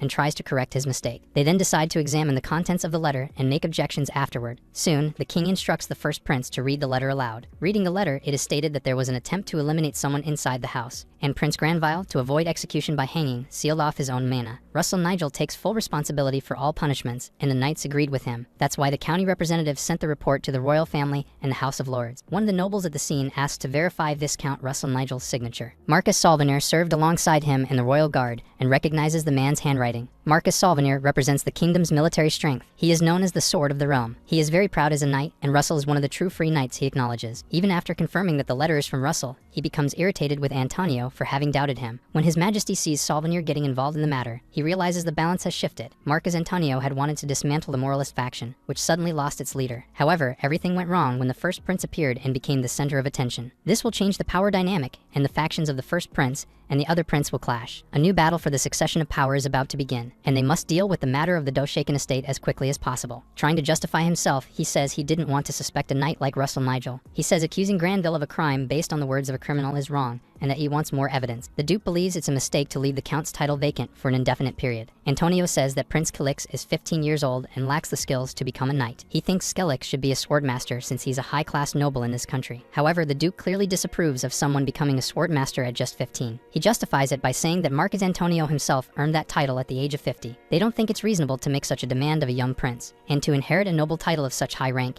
he must rise to the level of a user. Thus, the Mad Prince will have to prove his potential in the future. Calix will need a few years to become a Class 4 user. After all, he's only 15 now. That will take a long time, and for now, the nobility doesn't want to start a war. With the wedding preparations underway, it's likely this war will be postponed even further. At that moment, His Majesty of the Kingdom reaches a final decision. The Assembly of Nobles will create a special investigation team to examine the attempted suicide. However, this arrangement will only last until Count Calix becomes a user. If Calix Shaken reaches Class 4, the investigation team will be disbanded and the succession will proceed. He asks if anyone objects, and the Marquis considers the decision very wise. He says the Duke doesn't know Stelix and probably sees him only as the son of a swordsman who died young. But he knows Calypso is nothing but a fool, and there's no way he could be Class 4. Even though he finds the king's decision fair, it is extremely favorable for him. After all, Duke Otimer would be furious if he learned he had been deceived. Either way, the Shaken Count will always be considered a nuisance, so he intends to find a way to punish him. That same evening, Servio arrives to speak with Marcus Antonio. He asks his man to summon Lanciano. He thinks it's best that the Varigad intelligence agency handles this matter. At that moment, Lanciano arrives, introducing himself to the Marquis. The Marquis tells him he has a task for him, which must be done without Viscount Servio noticing. Lanciano knows this won't be an easy mission since the Duke is very perceptive. However, he suggests Antonio hide among a pile of documents. He thinks the Duke wouldn't notice. The Marquis will leave the task to Lanciano and only wants to make the Duke suffer. The man realizes the Marquis is in an even worse mood than usual. He suggests using one of the Shadow Knights like they did last time and says he really enjoyed that. But Antonio thinks it's better to handle these tasks without getting his hands dirty. His man will arrange it for him,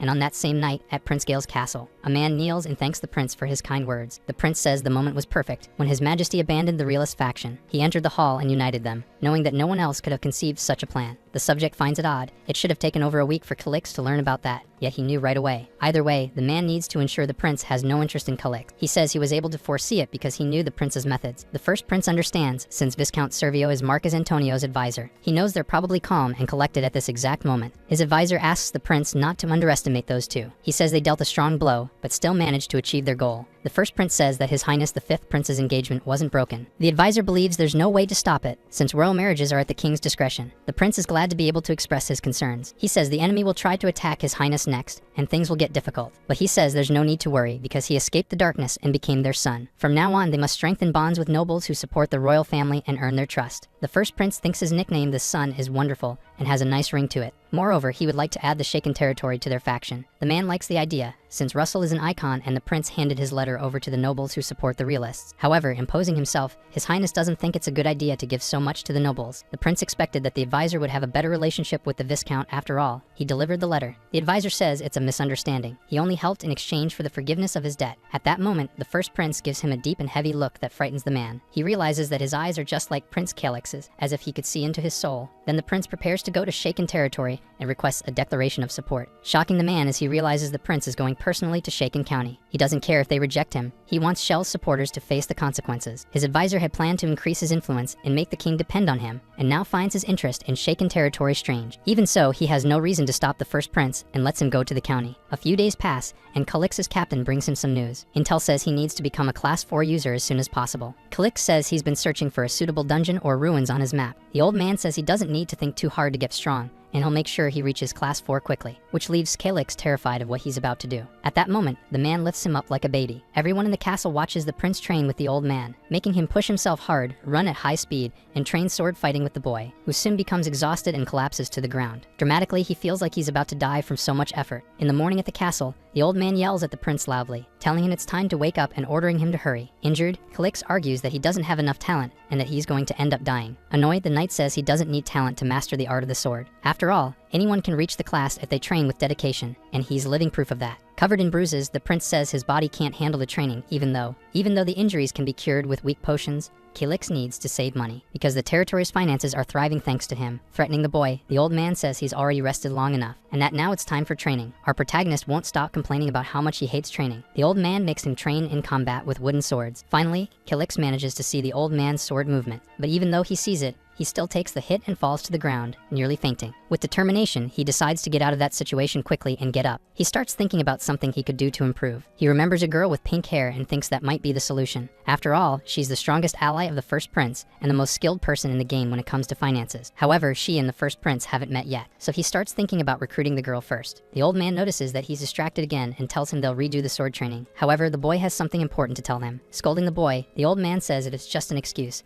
The training time will increase. He says he has many silver bars they're not using, but the old man says they're practically stolen. Knowing they can't use that money without drawing attention, Calix realizes he needs someone to help with money laundering. Even thinking he's just making excuses to slack off, the old man doesn't think he's wrong about the silver bars, so he asks if they need to deal with that right now. Calix says that if they loan the silver bars to someone, the interest will be 200,000 in gold. To gain that compound interest, they need to fix the financial mess of the county. Russell understands what he's saying and asks how long it will take. Our prince thinks it'll take 3 months because he'll have to go to the capital. He then concludes that this is enough time. Russell will inform Kraut of the daily tasks he must fulfill. When the boy says he doesn't need to go that far, Lord Russell snaps at him. The next day, Kraut calls the prince's attention, saying that the first prince is suddenly coming to their castle. The knight heard during the vassals' meeting that a battle for succession between the first and fifth prince had begun. Because of that, the first prince is coming to take their territory. Suddenly, the boy starts cleaning up the mess quickly, complaining to the knight that he hadn't heard any news about the first prince's arrival, telling him to prepare the horses, not the carriage, because they'll depart in 2 hours. Kraut says he doesn't even know how to ride a horse yet. Calix says he'll figure it out while they're on the move and tells him not to complain, just get the horses ready. After all, he'll leave first, and then Kraut will follow, who asks if he doesn't want to meet the prince. The boy says he's never seen him in person before,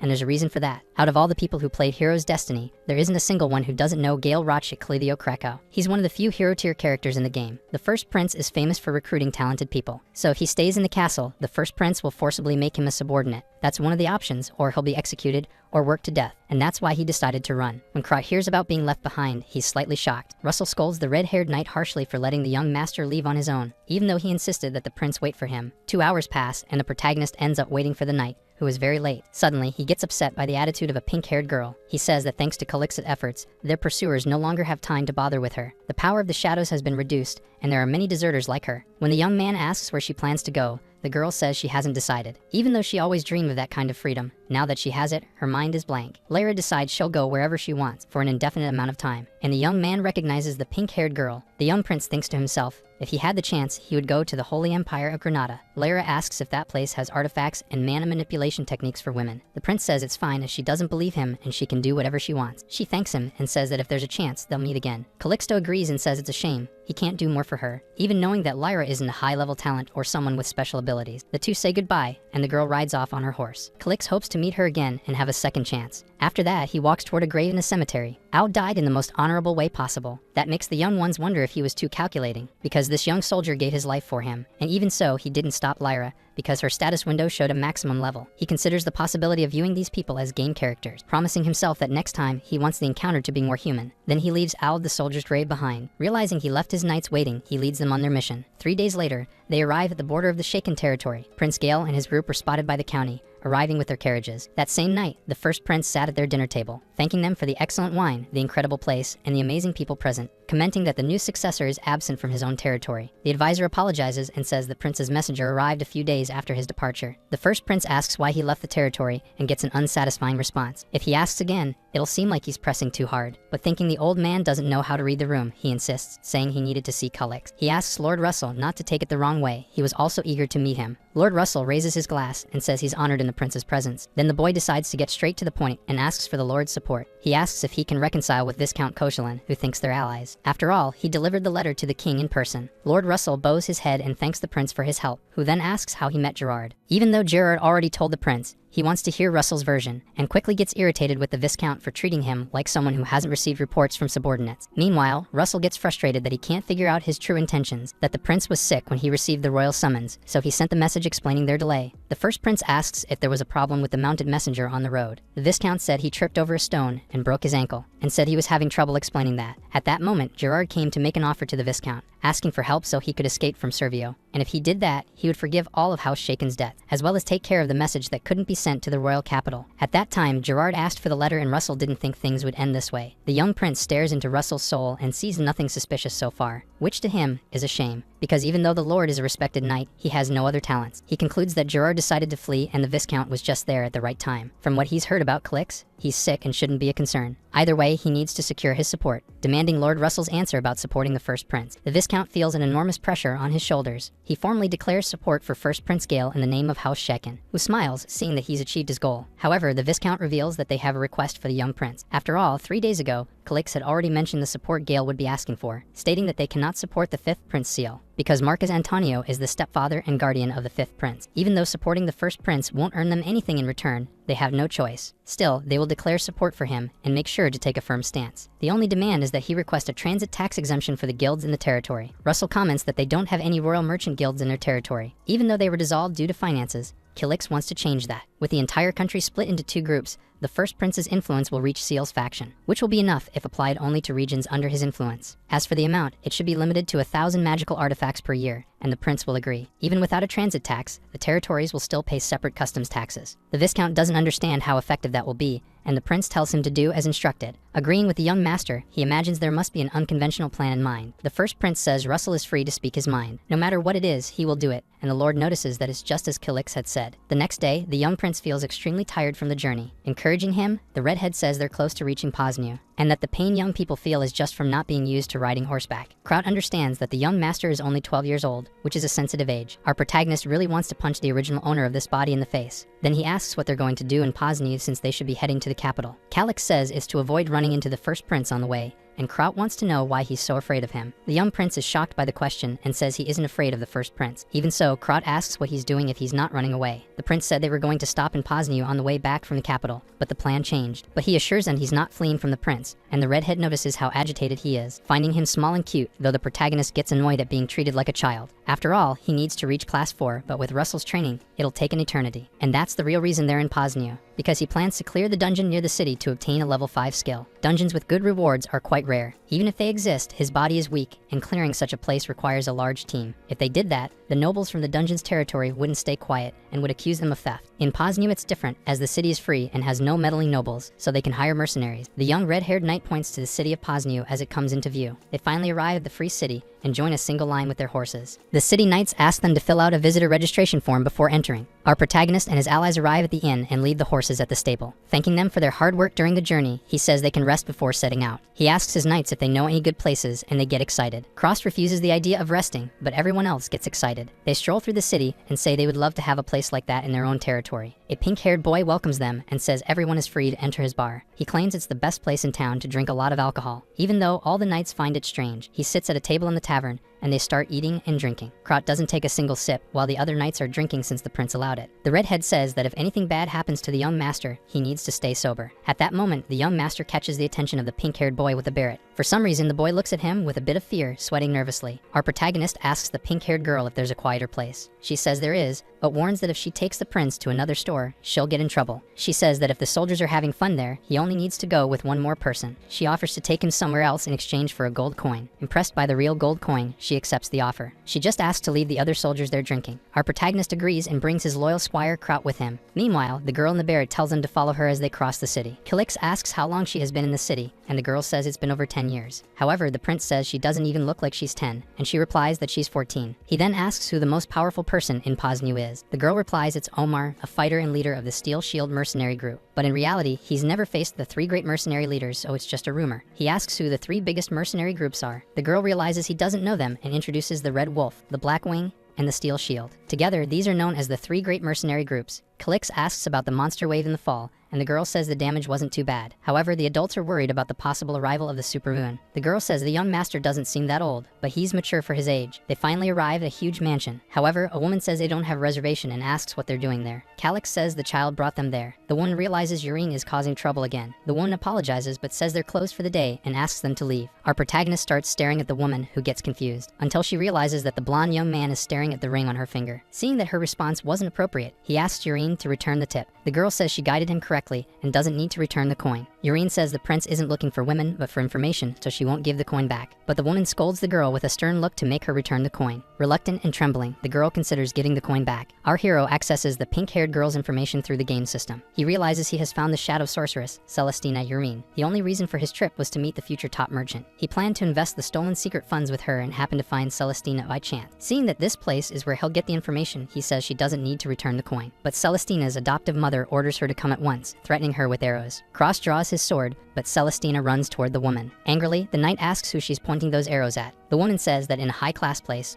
uninvited guests must leave. She notices that the guests have combat skills like knights and feels forced to take drastic measures. But if they leave now, nothing will happen. The young master says she won't gain allies by refusing to talk to anyone who shows up. Celestina Yurine says the authoritarian woman is overreacting. She may have eternal beauty, but she doesn't seem wiser than the little girl. The woman knows better than anyone how talented Yurine is, and she knows she can't reveal their real identities. Accepting the offer, she asks who the young man is and what his name is. The confident boy thinks she should already know that. Then he tells her to take the ring off her finger and hand it to the girl Celestina. The woman asks if the young master knows the meaning of the ring. In response, he says that the royal seal of Agripatina is openly engraved on him. Our protagonist mocks her, saying he's easily recognizable because of the ring. Annoyed, the woman threatens him, points a crossbow at him, and calls him Prince Calix. They scold the woman who should have said his name earlier since she already knew. Then the protagonist says that's the reason he found this place. He says he needs information and can offer something in return. However, the woman can't answer that. Only the royal family could identify who they are because of the crests on the rings, or a criminal. But for an heir of a count's family to figure it out instantly is strange. The prince knows she's confused and demands an answer from her. He asks Celestina what she thinks about it. After all, the more complex the problem, the simpler the answer. The girl says the young master is smart and never forgets what he sees, especially since the royal crest appears in many history books, and he must have seen it before. She says it's just the crest of a royal family that went extinct a long time ago. The woman gets angry when Yurine says that. The young master acknowledges that she's very intelligent, and Celestina finds him admirable. Watching the two talk, the authoritative woman says this is too exposed a place, and invites them to enter the mansion. She is cordial with them, and the protagonist notices it's a place where you can drink, gamble, and then sleep. Still, being in a hall with a woman is a little tense for him. At that moment, the woman says she hasn't decided whether to let him leave safely, and asks if he shouldn't try to convince her otherwise. The young master remarks on the lack of hospitality since she didn't even offer him tea. The woman claps her hands, and her servants bring tea. In the family game, Celestina is a member of the Children of Aridona, a dark group. She was the most powerful ally who financed the Black Prince Scale. No one surpassed her ability to make money. That's why the young man plans to invest all the stolen money with her. However, she's still too young for that and should be allowed to grow more. Or he has the option of raising her himself. While sipping tea, the woman asks if he hasn't considered the possibility that it's poisoned. In response, the master says that if it were, he would know. They return to the subject of negotiations, and she asks for secrecy to build trust. Without agreeing to the secrecy of the conversation, the protagonist offers 100,000, stating that he will invest 100,000 gold, asking only for the guarantee that she won't steal his money and run away. A woman appears and says that's too much money to refuse. The matriarch says that Lady Yurine shouldn't be there. She formally introduces herself as a former member of the royal family Agripatina of the Jaipur Union, introducing herself as Celestia Yurine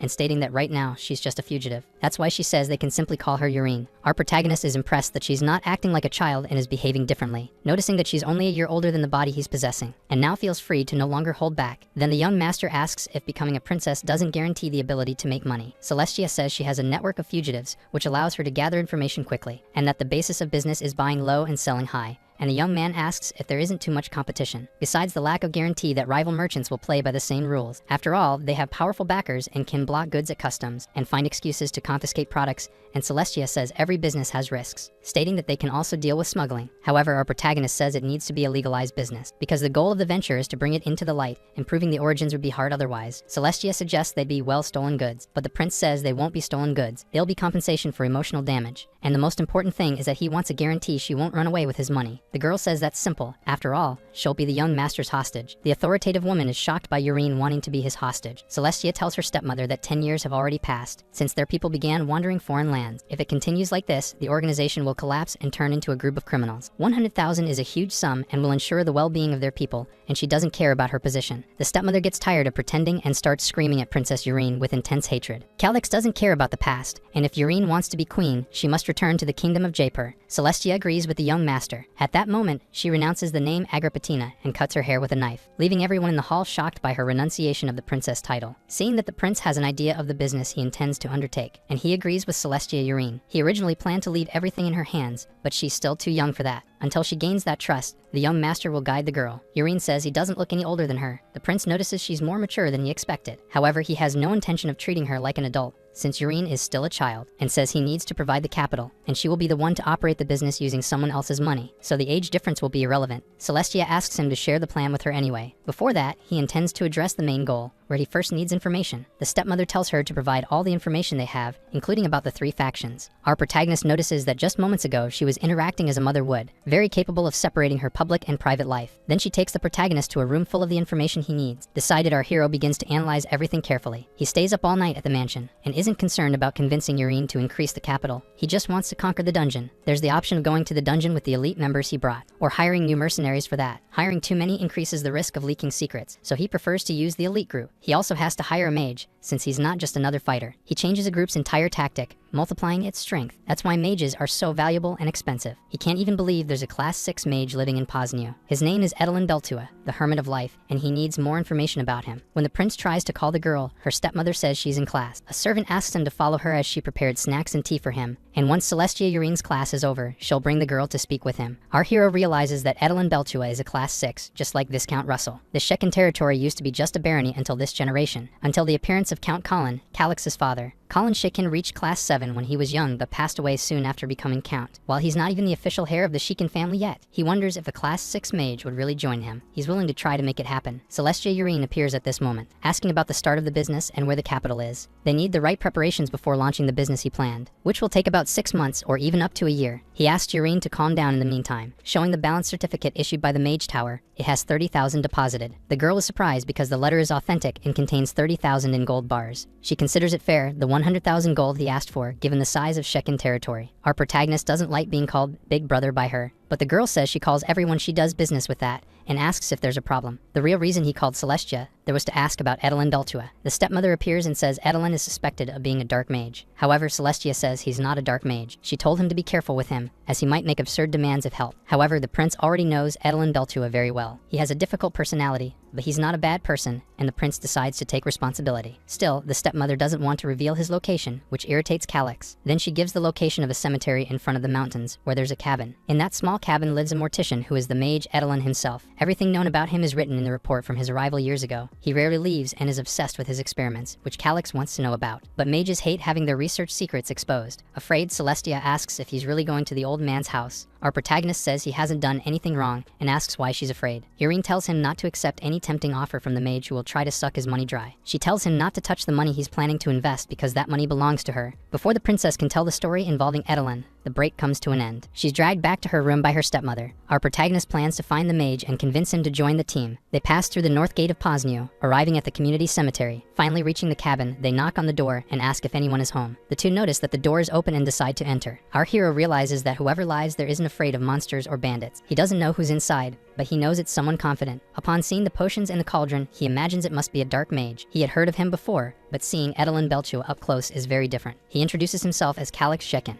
The mage says he doesn't understand worldly things or the importance of the boy's name. Kelix tells him not to worry, that it's just a famous family with lots of irrelevant titles, and even if it were relevant, it couldn't compare to someone who reached Archmage level. Edelin is too busy and doesn't have time to play with the prince. If he doesn't get straight to the point, he'll be kicked out of his house. Our protagonist says he plans to conquer the region's dungeon and asks to borrow the mage's power. The dark mage asks if it's the Impalin Mountain Range dungeon. As soon as our hero confirms, the mage reacts badly, saying it's been a long time since he's seen such a crazy brat. Seeing his master insulted, Croc gets angry but holds himself back, knowing it would be madness to attack an archmage. Our hero says he won't spare any expenses for his reward, but the archmage asks what he truly has to offer. When our hero mentions money, the mage says it only has value if he survives, saying he should go back home if he values his life. Desperate, the prince says he can get something for Edelin's research. Startled, the mage asks if he came from the magic tower to investigate his research. Irritated and putting pressure on the two boys, he tells them to get out of his house. The two leave and return to the mansion upset. Celestia asks if the investment capital was stolen, and the protagonist says the mage didn't even want money. The girl thought he'd use it as an excuse to interfere, so she begins to explain that shortly after old Edelin arrived, she invested money with him, and after that, the old dark mage scammed her. They're both shocked because the mage stole money from a child for his research. Our protagonist asks her to show the contract, and the girl hands it over. The contract was for an investment of 30 gold, equivalent to 6 years of crossed salary. They ask how she stayed so calm after such a heavy blow, but the girl is still distressed over the loss. In truth, the girl is feeling very bad about losing her 30 gold, saying that it's her money and she spends it however she wants, and she curses the old mage. Our protagonist offers to take over the contract for her, but the girl refuses, wanting to make old Edelin work until he repays what he owes her. Calix says that might work on an ordinary person,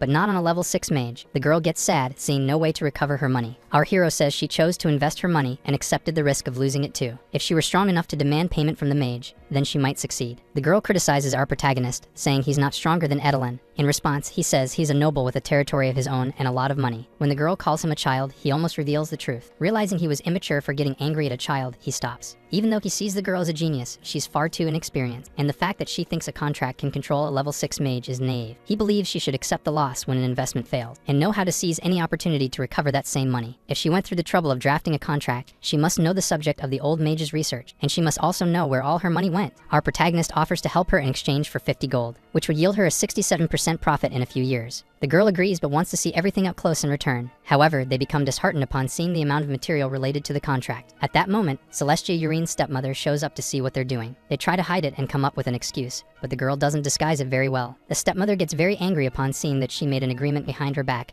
going against her. In response, the girl says the stepmother refuses everything she asks for. To punish the girl, she takes her to supplementary classes that will be longer than usual. Even so, the two remain in the room with the documents and continue researching what interests them both, enough material to convince Edelin to enter the dungeon with them. Waking Kraut, he says they're heading out. Our protagonist decides to hire mercenaries for a task. Walking through the city in search of mercenaries, they see many strange faces, until they finally arrive at the mercenary negotiation office. Inside, they are met with strange looks. People find it odd that a high-ranking noble is coming to hire mercenaries. The receptionist finds it unusual and calls a manager to handle it. The manager of the place thanks them for the visit. Our hero immediately notices that this man is not an ordinary person. As the man guides them into a room, Calix says that class 4 or higher mercenaries are rare. The man says that a fighter who reaches a high skill level and finds a rural area usually becomes a knight. Kraut feels it's a jab at him and gets annoyed. However, many prefer freedom and choose to stay rather than become knights. He's surprised that the prince came himself, as he could have sent a representative, but the prince says sending a representative wouldn't guarantee a proper contract. Even though he's young enough to be the man's grandson, he notices the prince is sharp and asks for a more detailed explanation of the request. Our protagonist says the danger level is high and the reward is twice the average salary, stating that an S-rank mercenary will act as commander and have full authority over the expedition. The maximum number of people for the assault is 120, and for support 80. The manager of the establishment realizes that even though he's a child, he must not be underestimated. The man notes that he withheld the details of the mission but presented the conditions clearly, and conditions that are perfectly balanced. However, it would seem strange to accept so easily, but even so, he cannot refuse. So he tells the prince that finding a group of mercenaries willing to accept all terms will take some time. Our hero will give more details if the man is willing to accept a smaller reward. The experience and negotiation skills he's built so far are nothing compared to the thousands of times he's done this in the game, concluding that the man is an amateur who accepts his conditions as they are. After all, he's never met a figure like Calix Shekin before and extends his hand, only asking that he do his best to ensure the mercenaries come back alive. Our protagonist promises to do so. The man says he can send the captain of the mercenaries to the young master's inn. Then they'll discuss the details with the captain of the mercenaries who take the request. He bids farewell to the manager of the establishment, and his companion asks if something's wrong. while the prince feels relieved because he thought they would refuse. Kraut finds his negotiation skills incredible and asks where he learned that. Our protagonist doesn't reveal the truth about having been a sales director at his previous job. When he mentions getting a drink, the knight says he's not old enough for that yet. A hooded figure observes all of this. He says it's not unusual for people to go to a mercenary agency, but nobles with bodyguards are strange. Feeling the need to investigate this further, he follows the prince. Pozniew is the only free city in the kingdom of Roke that is not affected by the rules of nobility. Precisely for that reason, it's famous for being a sanctuary for mercenaries. The moment someone joins them, their records are erased, even if they're criminals or nobles. In exchange, any mercenary affiliated with Pozniew must fight in the monster wave from the Impalan Mountains. Every autumn, they come in large numbers year after year. These monsters are either defeated by the mercenaries or turn them into a feast. At first, the burden didn't fall only on the mercenaries. It was also placed on the front line of defense, which consisted of a battalion of criminal prisoners. Since their deaths meant no compensation would be paid to their families, the current system of the free city was built on this foundation. Over time, they transformed into the Black Wing Mercenary Group, and in the future, they came to control both the entertainment district and the criminal underworld. In a room in the city, we see the Black Wing Mercenary Group. Walter is the underworld boss in Pozniew. At this moment, he's speaking with Corvus and saying he's very bold to show up there. Corvus says that considering the past, he should be hunting Walter's head. Corvus left the past behind as a Dark Knight and asks Walter to stay calm. Walter is furious because he's been receiving high-level requests as a Dark Knight, and he wonders how someone like Corvus, a piece of trash, reached Class 6. The Dark Man says a group of nobles arrived in the city a few days ago, but the underworld boss knows nothing about that. However, the Dark Knight mentions they placed a request with the mercenaries. So the Shadowy Knight asks Walter to investigate the group and says he wants to be paid. Corvus will pay him up front to start the investigation and will give more if he finds out everything, saying that if he misses this chance, he'll lose a big payout. Walter orders his men to bring everything they have on that group. Moments later, they gather all the documents for their boss. As soon as the boss starts reading, he is shocked to see the noble wants to start a war. One of the men says the threat level is A with a duration of 3 months, and he wants 200 men. So he doesn't want to start a war or declare territorial dispute, but it's still an A-rank mission. He thinks it's normal to take elite teams, not a mercenary army, and wonders if it's a monster hunt. The hooded man thinks that would be a guaranteed loss. Walter agrees and asks why they don't just finish them off all at once. Walter asks why not get rid of the noble right away. Corvus says there's always someone walking with him, a Class 5 knight. Even though he's Class 6, he doesn't want to try eliminating the boy because it would leave traces. And if he manages to use a return scroll in the meantime, it'll be an even bigger problem. Even if it's difficult, Corvus is waiting for the perfect opportunity. For now, he decides to assume the boy's target is the dungeon and act accordingly. They have no time to lose. Once inside the dungeon, even a scroll will be useless. Walter plans to use this moment to get rid of the noble and deal with the mercenaries he hired. He hands over a reward to the underworld boss and says that if this leaks, it'll be a problem. The boss wants additional payment for this job since there are at least 100 mercenaries he'll have to face. Even if it were just one mercenary, the number can't be ignored, and it's a dungeon with no exit. Corvus is willing to pay whatever it takes because the one who hired him has a lot of money. In Pozniew, there are 3 major mercenary groups known as the 3 Great Forces. They are the Blackwing Mercenaries, the Steel Shield, and the Red Wolf. Among hundreds of factions, they stand out because of their overwhelming power. They didn't start as a bunch of bounty hunters who teamed up by chance. The Blackwing Mercenaries were once convicts used as human shields against monsters. The Steel Shield Mercenaries were their jailers, the guards who suppressed their revolts. So the two groups hated each other and had avoided direct confrontation until now. That was because both feared an ambush from the Red Wolves, and all 3 were balanced in strength. Pozniew had maintained a balance of power, preserving a false peace in the city, and both groups were always keeping a close watch on each other. The slightest sign of military mobilization would raise alarm. It seems they're finally going to settle things once and for all through confrontation. We see a conversation at the headquarters of the Steel Shield Mercenaries, where a man says he received intel that the Blackwings are secretly organizing. A blue-haired man is shocked, and the other says they need to prepare. Meanwhile, our hero says Celestia Urine can't go with him. She says that since she's a hostage, he should take her wherever he goes. The prince hasn't even invested in her yet and tells her to wait at the mansion. The girl insists he take her along on the mission and says he might regret it. The protagonist is annoyed by her confidence, knowing he's going to give in. He allows her to go up to the dungeon entrance and wait there, and finds it even stranger that she's satisfied just going to the dungeon's entrance. Her stepmother appears, saying it's insanity to take a girl to a dangerous dungeon. Calyx says she's not a hostage yet and insisted on going along. The stepmother says that besides being a princess, she's still a child and he shouldn't allow it. Completely opposed, the woman does not allow the princess to go with him. At that moment, he realizes he didn't make a good first impression and that the stepmother doesn't like him. He wonders if anyone would be a good match for Harry. After all, she's beautiful and takes good care of Urine. Maybe if she found something to lean on, she would calm down a bit. While all this happens, Corvus spies on the whole conversation from behind a tree. The mercenaries talk about Lady Harry going to the dungeon because of the princess. They regret not having kicked the noble out when he first came around. Handing over a sack of money, he tells the man to keep watching the nobles, and says the prince must have seduced Celestia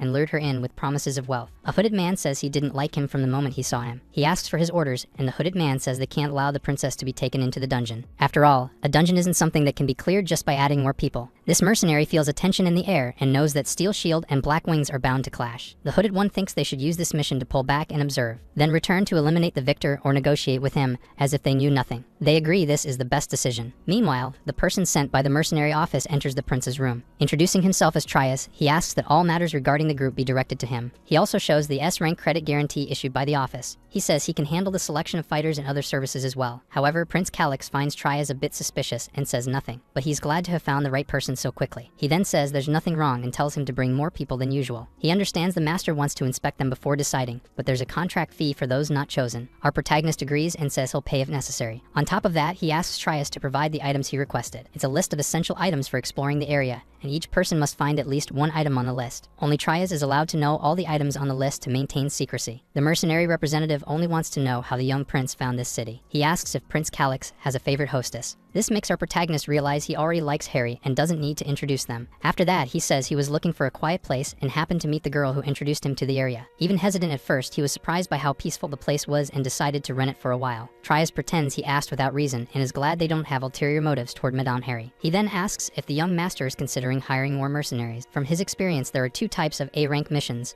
an unwinnable battle or a dungeon expedition. Our hero assumes he knows that he's not planning to start a war, but at the same time, he probably doesn't know anything about the dungeon he plans to explore. Assuming he knows nothing about the scale or ranking of this dungeon. Seeing that he suggested hiring more people, he realizes the monsters aren't the main threat in that place, but rather the looters chasing after treasure. Trias says it'll cost a bit more, but hiring more mercenaries will be worth it, asking him not to underestimate them and assuring that if they have more people, no one will dare attack them. Our protagonist has no intention of doing that, as his enemies are not the three great powers. The chief is trying to tell him that the mercenaries might dare to hurt the noble, but he's afraid of insisting too much and having the prince terminate their contract. He realizes he'll have no choice but to escape with Urine and Madame Harry. He decides to review the contract details and the newly added item request. It indicates that they need to gather almost twice the number of people initially required, and to maintain secrecy, each individual will be responsible only for their own task on the item list. Calyx agrees with everything he said and intends to see where it all leads. The next day, in an open field near the outskirts of Pozny Castle City, as instructed, Trias managed to gather a total of 260 people, and acknowledges that even with the noble's dramatic warnings, it was an impressive feat. Immediately, our protagonist points at one man and tells him to leave. Then he points at several others and begins dismissing them all. The mercenary chief tries to warn him that they are more persistent than expected. Even so, the prince orders them to keep an eye on those resisting too much, as they are likely spies. In shock, Trias asks how he can be so sure. Calyx says that if they were real mercenaries, they'd be happy to skip a dangerous mission and still get paid for it. But if they were paid by someone else and don't join them,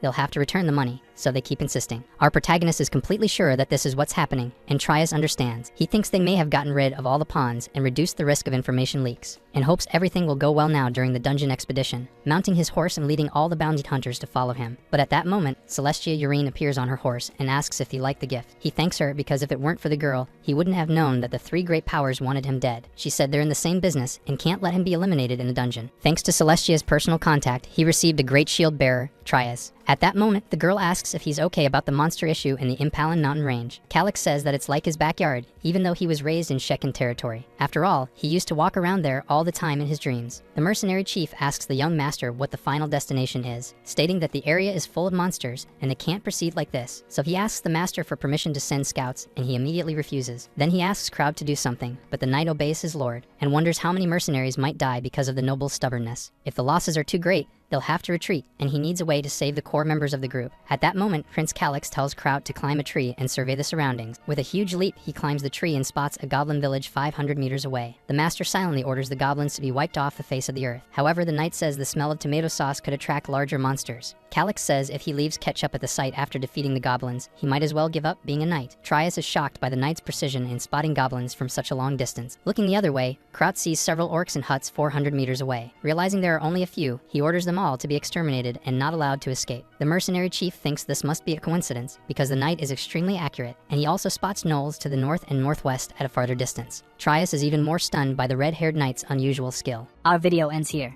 If you enjoyed it, please like and subscribe to the channel. Until next time, bye bye.